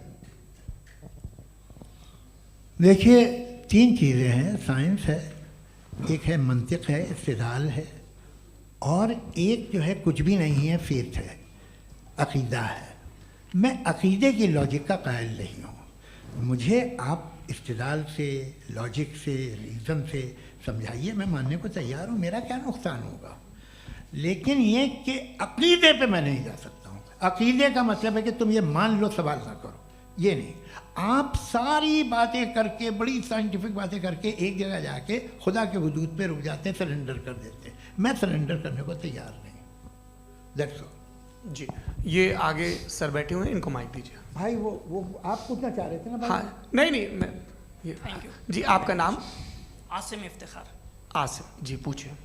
सर, जावेद सर से सवाल है कि आपने अपने क्लोजिंग माइक थोड़ा करीब रखिए। अपने क्लोजिंग स्टेटमेंट में बात कही थी कि मज़हब का जो फ्यूचर है वो ज़्यादा दिन नहीं जाने वाला है। लेकिन मैं देख पा रहा हूँ कि जो ऑक्सफोर्ड यूनिवर्सिटी की एक स्टडी है 2011 में हुई है, जिसके 50 एकेडमिशियंस ने इसको अंजाम दिया था, उसमें वो ये कहते हैं कि जो फेथ इन गॉड है वो इनबिल्ट है ह्यूमन नेचर के अंदर, जिसको हम कहते हैं फितरत के अंदर शामिल है वो। और वो ये कहते हैं कि अगर कोई ये समझता है कि मज़हब को वो ख़त्म कर देगा तो ये उसकी गलत फहमी है। तो आप इसके बारे में, इस स्टडीज़ के बारे में क्या कहते हैं? ठीक है, मैं उनसे एग्री नहीं करता हूँ। वो कौन से प्रोफेसर होंगे, ऐसा उनके क्या पास डेटा है, इन्होंने डेटा के बेस होगा। डेटा क्या हो सकता है? फ्यूचर का डेटा तो नहीं हो सकता ना उनके पास, प्रेजेंट का डेटा हो सकता है। डेटा आपने सुना 100 साल पहले का बाद का डेटा? मैंने तो नहीं सुना आज तक। तो आज उनकी ये राय है और होगी राय, ठीक है। दुनिया में तरह तरह की राय है लोग, लेकिन मैं समझता हूँ कि वक्त के साथ इंसान ज़्यादा से ज़्यादा रीज़नेबल और लॉजिकल होता जा रहा है। आज आप देखिए वेस्टर्न यूरोप में क्या परसेंटेज है नॉन बिलीवर्स की, बहुत हाई। वहाँ चर्च खाली पड़े होते हैं। तो अल्टीमेटली तो इंसान कोई ऐसी बात बहुत अरसे तक नहीं मान सकेगा, चाहे गलत या सही, जो उससे उसके दिमाग को, उसके जहन को, उसके लॉजिक को अपील न करे। वो कह रहे हैं तो ऑक्सफोर्ड के होंगे तो कैम्ब्रिज के होंगे, तो मुझे क्या लेना देना। उनका डेटा मुस्तकबिल का नहीं हो सकता है। जी दीपक, हाँ पूछिए। मैं आऊँगा, अभी पीछे की साइड भी आऊँगा, माइक वहीं भेजूंगा 2-3 साल के लिए। जी जावेद साहब, आपसे सवाल है। नमस्ते। अरे भाई सर, अगर आप ही लोग को तय करना है तो फिर 200 लोग तय कर लें। ये एक साथ नहीं sir, please don't do this sir. Everybody has a right sir, but we can only take selected questions. No sir, ये यंग लोग भी हैं तो इनकी ये अब उतने बात यंग, सुनिए। भाई आप यंग हैं कि नहीं हैं? एक मिनट, वो कह रहे हैं वो भी आइए, यंग हैं पूछ रहे हैं ना साहब, भाई। आप उनकी नौजवानी पर दावा उनको ही करने थे। हाँ मुफ्ती साहब आप यंग, हाँ पूछे। अरे भैया सर, मेरा सवाल ये है। कुछ इनसे भी तो पूछो।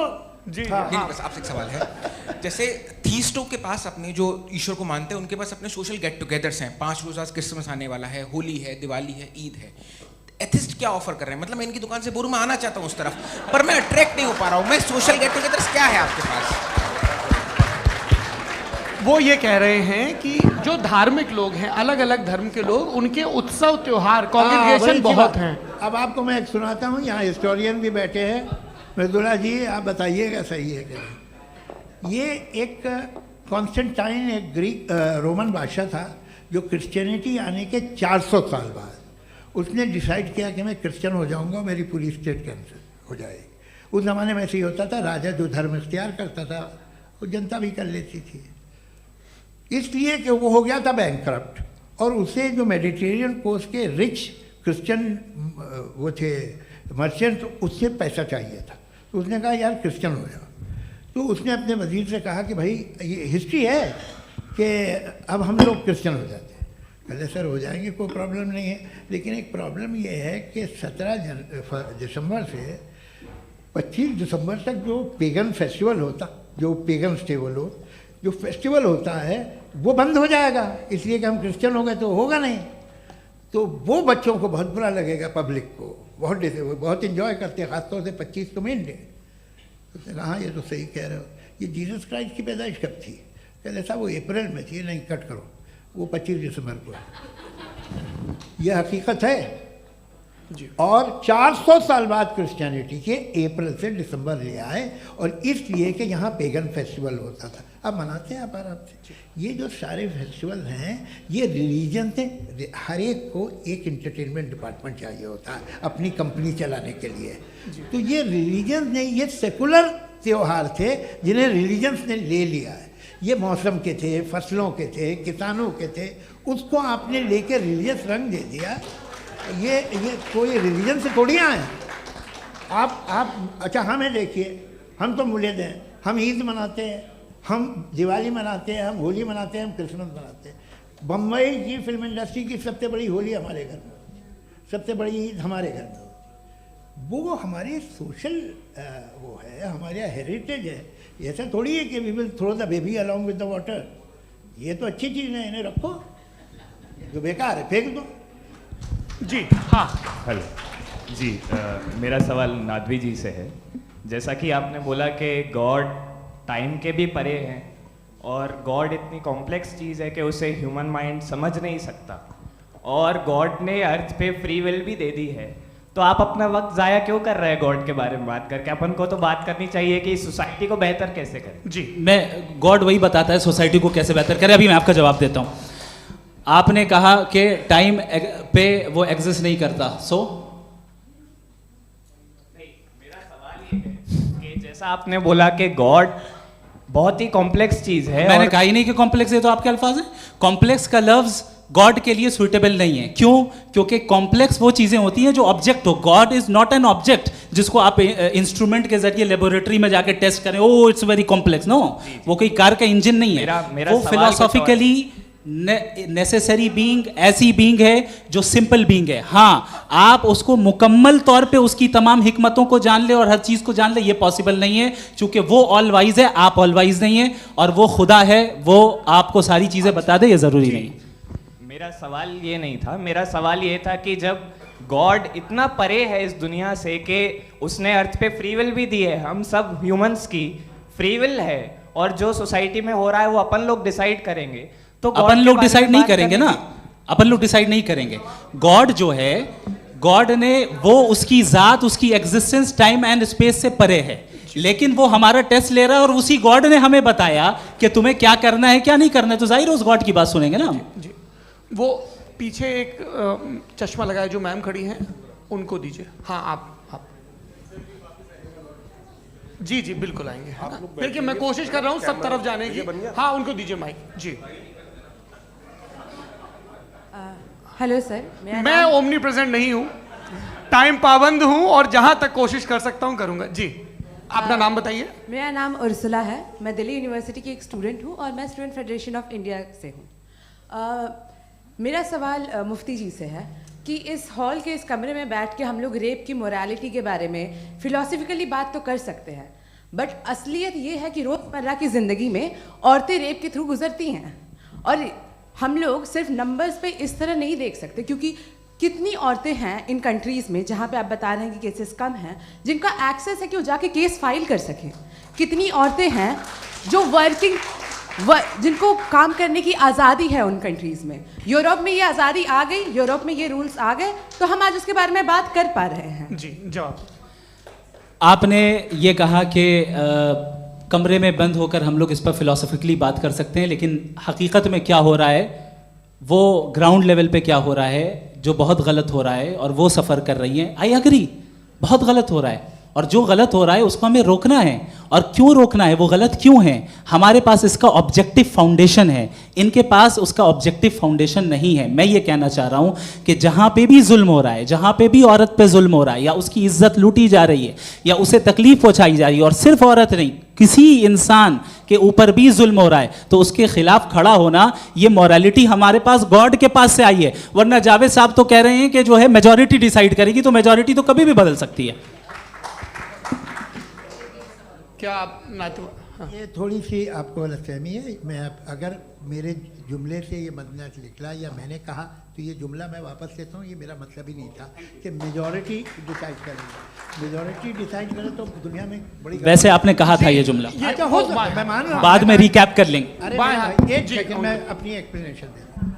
मुनासिब बात यह है कि हम सब के सब दिल में जानते हैं कि क्या अच्छा है क्या बुरा है, हमें पता है अच्छी तरह से। जो लोग बुरे काम करते हैं उन्हें भी मालूम अच्छा क्या है। यही तो सवाल था हजरत कि फिर ये मोरालिटी आई कहाँ से? Cross examination. हाँ जी, हाँ। मोरालिटी साथ रहने की डिजायर से आई, यानी साथ रहकर जो कुछ कह दे, जो कुछ कर दे, वो हो जाएगा? नहीं नहीं, तो आप कायदे से रही कर सकते हैं जब तक लोगों में मोरालिटी हो, वरना क्यास हो जाएगा। ये आपको कैसे पता? जी, हमने देखा ना, जहाँ मोरालिटी का क्यास हो गया, हम देखते हैं। कहाँ पे देखते भाई? दुनिया में। आप जो कह रहे हैं, आप कहीं पे अगर गलत हो रहा है इस बहस तो के उसको बाद आप में गलत देखिए। आप एपिस्टेमोलॉजी की बात कर रहे हैं, मैं ऑन्टोलॉजी की बात कर रहा हूँ। मैं इस बहस के बाद आप दोनों लोगों को चाय पे होस्ट करूंगा, वहां पे क्रॉस एग्जामिनेशन कर लीजिएगा। अभी ऑडियंस का हक मार रहे हैं आप लोग भाई, सर जस्ट लोग हैं आप लोग। और ये भाई ये हाँ, उधर आएंगे, उधर जी सर आएंगे। अच्छा सर मेरा नाम लईकुर रहमान है और मैं अलीगढ़ मुस्लिम यूनिवर्सिटी का स्टूडेंट हूँ, और जहाँ तक मुझे पता है कि sir you are also product of Aligarh Muslim University. मैं भी उसी चमन का बुलबुल। हाँ सर, तो बहुत खुशी हुई मुझे जान करके कि मैं आपसे मिलूँगा। सवाल सर, मेरा सवाल ये है, सर सैयद अलैहिर्रहमा का नज़रिया ये था कि खुदा के वजूद को अक़ल के दायरे में रह कर के तलाश करना, न कि पूरी तौर से उसका इनकार कर देना। Sir, how will you define it? नहीं तो ये तो आप इन्हें बताइए, ये सर, सवाल अकल में रह आपसे। के खुदा का वजूद साबित कर रहे हैं। नहीं तो सर आपने सर सैयद इनकार ने किया। कर रखा है, इस वजह से मेरा क्वेश्चन उन्होंने आपसे। यही सर से एक सेकंड, सर सैयद ने यही कहा ना कि अकल से आप खुदा के वजूद को साबित नहीं कर सकते, यही कहा ना भाई। वो उन्होंने कहा कर सकते हैं और वो कर दिया गया आज। वो फोन दो। तलाश करना या साबित करना अकल से अकल से नहीं हो सकता। अरे सवाल तो सुन लीजिए जी। अकल से नहीं हो सकता है, यही कहा ना आपने। अकल से हो सकता है। अरे वो यही कह रहे हैं भाई, आप बता रहे हो सकता है, वो तो कुछ और। आप अगर सर देखो नौजवान फोन ले लो, वो इतनी कमाल की यूनिवर्सिटी है। अरे भाई दे दो उन्हें जरा, एक मिनट दे दो भाई, मेरी बात सुनो, नहीं, माइक मैं पे बोलो ताकि जो लाखों लोग देख रहे हैं माइक दे दो ना। अरे देंगे ना माइक, तुम ठहरो तो। हाँ सर मेरा सवाल ये था कि सर सैयद अलैहिर्रहमा का एक नज़रिया था अपना कि खुदा का जो वजूद है उसको अकल के दायरे में रह करके तलाश करना है, न कि पूरे तौर से इनकार कर देना है। ये उनका कॉन्सेप्ट था। लेकिन मेरा सवाल ये है कि आप इसको कैसे डिफाइन करते हैं, एक्सप्लेन कैसे करेंगे, मैं आपसे जानना चाहता हूँ, क्योंकि you are the product of Aligarh Muslim University. मुझे अकल के दायरे में रखे मैंने बहुत तलाश की, मुझे मिला नहीं। हाँ ये इधर वो चश्मा लगाए जो, हाँ उनको दे दीजिए। जी जी फटाफट पूछिए, बस 5 मिनट है, 5 मिनट में खत्म हो रहा है। हाँ अस्सलाम वालेकुम मुफ्ती साहब। एंड मेरा सवाल जावेद अख्तर साहब से। क्या नाम है आपका? अरे भैया सब मुझे पूछ रहे हो। फैज पूछिए फैज साहब। तो मेरा सवाल ये है कि अभी जो एथियस्ट है वो problem of evil argument use कर रहे हैं अगेंस्ट मुस्लिम्स, राइट? कि इस दुनिया में इतना सारा इविल है और अगेंस्ट मुस्लिम तो यहाँ अगेंस्ट थियस्ट। हाँ थोड़ा सा करेक्ट कर लीजिए भाई, पूरी मशक्कत ही इसी बात की थी कि किसी एक मजहब पे बात ना टिके। जी तो बेसिकली ये आर्गुमेंट ऐसा है कि इस दुनिया में इतना ज़्यादा ईवल एग्जिस्ट करता है और अगर एक ऑल गुड गॉड है तो वो रोकता क्यों नहीं है? लेकिन इस सवाल में एक हिडन अजम्पशन ये है कि इस दुनिया में ईवल एग्जिस्ट करता है। अब एथियस्ट ये कैसे ऑन्टोलॉजिकली प्रूव कर सकते हैं कि इस दुनिया में ईवल एग्जिस्ट करता है? मैं आपको बताता हूँ, थोड़ा सा समझा। नहीं सर हम लोग इनको सुनने आए। नहीं please don't do that. I want to explain ontologically. नहीं हम समझ गए सर, इनको अब जवाब देने दीजिए। अच्छा सवाल पूछ लो। मैं अभी तक क्या था वो मैं थोड़ा सा ऐड ऑन कर लेता हूँ। तुम गुरु, तो हम जब इसका राउंड 13 करेंगे ना तब तुमको स्टेज पे बिठाएंगे। जी तो हाँ जल्दी से। तो देखिए एथियज्म के हिसाब से सब कुछ रैंडमली बन गया है, सब कुछ एटम्स और मॉलिक्यूल्स है। एक पत्थर में और मुझ में सिर्फ इतना फर्क है कि हम लोग एटम्स और मॉलिक्यूल्स का अलग अलग रीअरेंजमेंट है। अब एक पत्थर को कोई इंसान तलवार से 2 टुकड़ों में काट दे या मुझे, according to atheism it is same. There is no evil and good according to atheism. जी अच्छा फैज साहब का सवाल ये है कि हाँ कोशिश भी करते तो इससे गलत सवाल नहीं कर पाते। एक लाइफ फॉर्म है और लाइफ फॉर्म में फीलिंग्स हैं, मतलब लाइफ फॉर्म सुनता है, देखता है, टेस्ट कर सकता है, फील कर सकता है। तो उसकी जो ये जो क्वालिटी इस बबल में आ गई हैं वो जानवर में भी है, इंसान में भी है। तो जाहिर है कि उसे कोई तकलीफ पहुंचेगी, तो चूंकि उसके पास वो सेंसिटिविटी है तो मैं करेगा। पत्थर में वो सेंसिटिविटी नहीं है। तो ये क्या सवाल हुआ कि अगर पत्थर को काटा तो पत्थर को तकलीफ नहीं होती, तो आपको काटे तो आपको क्यों तकलीफ हो? बैठ जाइए। जी हाँ अगला सवाल। हाँ पूछे जी जावेद अख्तर साहब। अरे भैया सब आप लोग मुफ्ती साहब को छोड़ रहे हैं, तो मेरे ही पीछे पड़े हैं क्या? फिर चलो बोलो भाई। You asked how God can exist when children die in Gaza. हाँ? You asked how God can exist when children die in Gaza, and you also mentioned the rise of atheism in Europe. But the same events also are leading many atheists and non-believers to turn towards faith. How do you interpret this contradiction, where suffering pushes some away from God, yet brings others closer to belief? देखिए आपको एक बात बताऊं, दुनिया perfect तो कहीं भी नहीं है, हर जगह कुछ खामियां हैं। बेटा एक मिनट आप ही को कहेंगे, देखो वो तो कुछ खामियां, कमज़ोरियां, खराबियां सब जगह है। लेकिन अगर देखोगे ईमानदारी से कि दुनिया सबसे ज़्यादा महज़ब कहाँ है, एक आम शहरी को कहाँ हुकूक हासिल हैं, वो बोल सकता है, अपनी मर्ज़ी से काम कर सकता है, अपनी मर्ज़ी से राय दे सकता है, हुकूमत के ख़िलाफ़ बोल सकता है, बरसरे इक़्तिदार लोगों के बारे में बोल सकता है, सरमायादारों के ख़िलाफ़ बोल सकता है। तो आपको ये स्कैंडिनेवियन कंट्रीज़ में मिलेगा, वेस्टर्न यूरोप में मिलेगा। मैं नहीं कह रहा वो परफेक्ट है, बिल्कुल नहीं, वहाँ बहुत ख़राबियाँ भी हैं, परफेक्ट तो कोई। लेकिन जिन जिन मुल्कों में, लैटिन अमेरिका देखो, गल्फ देखो, वहाँ पर आपको ये ज़रूर है कि रेप नहीं होते होंगे। रेप की ज़रूरत क्या है भाई? उसको तो ख़रीद लो, घर में रखो, सड़क पर रेप करने की क्या ज़रूरत है? मगर सुनिए सुनिए सुनिए, मगर हकीकत ये है कि वहाँ शख्सी आज़ादी राय देने की, बोलने की नहीं है। जी, ये एक आखिरी सवाल मुफ्ती साहब से। हाँ मैम, इनको माइक दीजिए। शुक्रिया।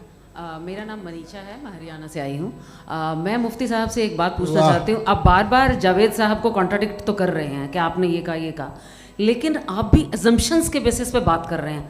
आपने खुदा के होने का कौन सा प्रूफ पेश किया है, खुदा की एग्जिस्टेंस का? अब इस सवाल को अलग रहने दीजिए, कौन एथीस्ट है कौन नहीं है। और दूसरी बात जो आपने एक छोटी सी कही थी कि ये फ्री विल का इस्तेमाल करता है इंसान अपनी, लेकिन इस फ्री विल का इस्तेमाल में मतलब खुदा ने ये दे दी सबको ये इजाज़त कि वो कितना घिनौनापन और कितने ज़्यादा ख़राब से ख़राब तरीके इस्तेमाल कर सकता है। जवाब सुनते जी। आप फ्री विल को मानती है ना, या अब कहती है कि फ्री विल नहीं है ना? मानती है ना? तो अब आपके पास इसका कोई एक्सप्लेनेशन नहीं है कि अगर एक इंसान उस फ्री विल का इस्तेमाल करके गलत काम कर रहा है और बच के अच्छी ज़िंदगी गुजार के निकल जा रहा है, उसका कोई रिकम्पेंस नहीं है। हमारे वर्ल्ड व्यू में जो इंसान गलत काम कर रहा है उसको भी रिकम्पेंस यानी उसका बुरा बदला मिलना है, और जो सही काम कर रहा है उसको सही बदला मिलना है। लिहाजा जो फ्री विल है वो इस तरीके से है कि एक लिमिटेड टाइम तक खुदा ने मोहलत दी है। ऐसा नहीं कि छूट दे दी, जो करना है करते रहो हमेशा। वक्त आएगा जब एग्जाम का टाइम खत्म होगा तब रिजल्ट आएगा, दौराने एग्जाम जबरदस्ती आपको नहीं बताया जाएगा। अरे भाई एक सेकंड, जी एक सवाल मुफ्ती साहब से मेरा, मुफ्ती साहब से एक सवाल। मैम रुक जाइए, आपसे फोन, आप इसके बाद आपसे माइक छीन चुका। हाँ बोलिए। मैं मुफ्ती साहब एक ही सवाल करता हूँ कि अगर जो हो रहा है फ्री विल से हो रहा है और एक दिन बरोज़ क़यामत इंसाफ होगा मैशर में वगैरह वगैरह, तो दुआ क्यों मांगते हैं लोग? दुआ मांगते हैं इसके मतलब है अभी भी उसने ये डिपार्टमेंट रखा है कि मैं रोज़मर्रा की ज़िंदगी में बिल्कुल बिल्कुल ही कैन। तो तुम कैन हो, तुम मुझे नौकरी दिला देते हो, मेरे बेटे को ग्रीन कार्ड दिला देते हो, और 45,000 बच्चे मरते हो, उन्हें रोकते नहीं हो। नहीं तो क्या आप ये कह रहे हैं कि इस दुनिया में जालिमों को कभी पकड़ ही नहीं होती है? अरे जो भी पकड़ होगी, वो बच्चे रोते हैं। बिल्कुल, देखिए मैंने अपने ओपनिंग स्टेटमेंट में यही कहा था कि जनाब जावेद साहब सिर्फ इमोशनल आर्गुमेंट देंगे। This is an emotional argument. ये छोटे मोटे इसके पीछे का रीजन मैंने बताया क्या है, इसके पीछे का रीजन क्या है मैंने बताया। मंच से आप लोगों को सज्जनों इसलिए कह रहा हूं ताकि थोड़ा सा आपके कॉन्शियंस पे जोर रहे कि आपको ऑर्डर बचा के रखना है। वक्त तय हुआ था, ये वक्त पूरा हुआ, आपने इतने धैर्यपूर्वक सुना, मैं आप सबका बहुत बहुत शुक्रगुजार हूं। यदि इन दोनों विद्वानों की इच्छा होगी तो कभी हम इस बातचीत का राउंड 2, राउंड 3, यही तो देखिए खूबी है इंसान की कि बहस मुबाहसे में वो पड़ा रहता है। आप लोगों ने बड़े धैर्य का परिचय दिया, बहुत बहुत शुक्रिया। इसी के साथ ये बातचीत यहाँ पे समाप्त होती है। आप लोग को मैं एक बात बता दूं, ये सारी बहस हो गई, अब मुफ्ती साहब और बड़े मुफ्ती साहब इन साथ के साथ मैं खाना खाने वाला हूँ।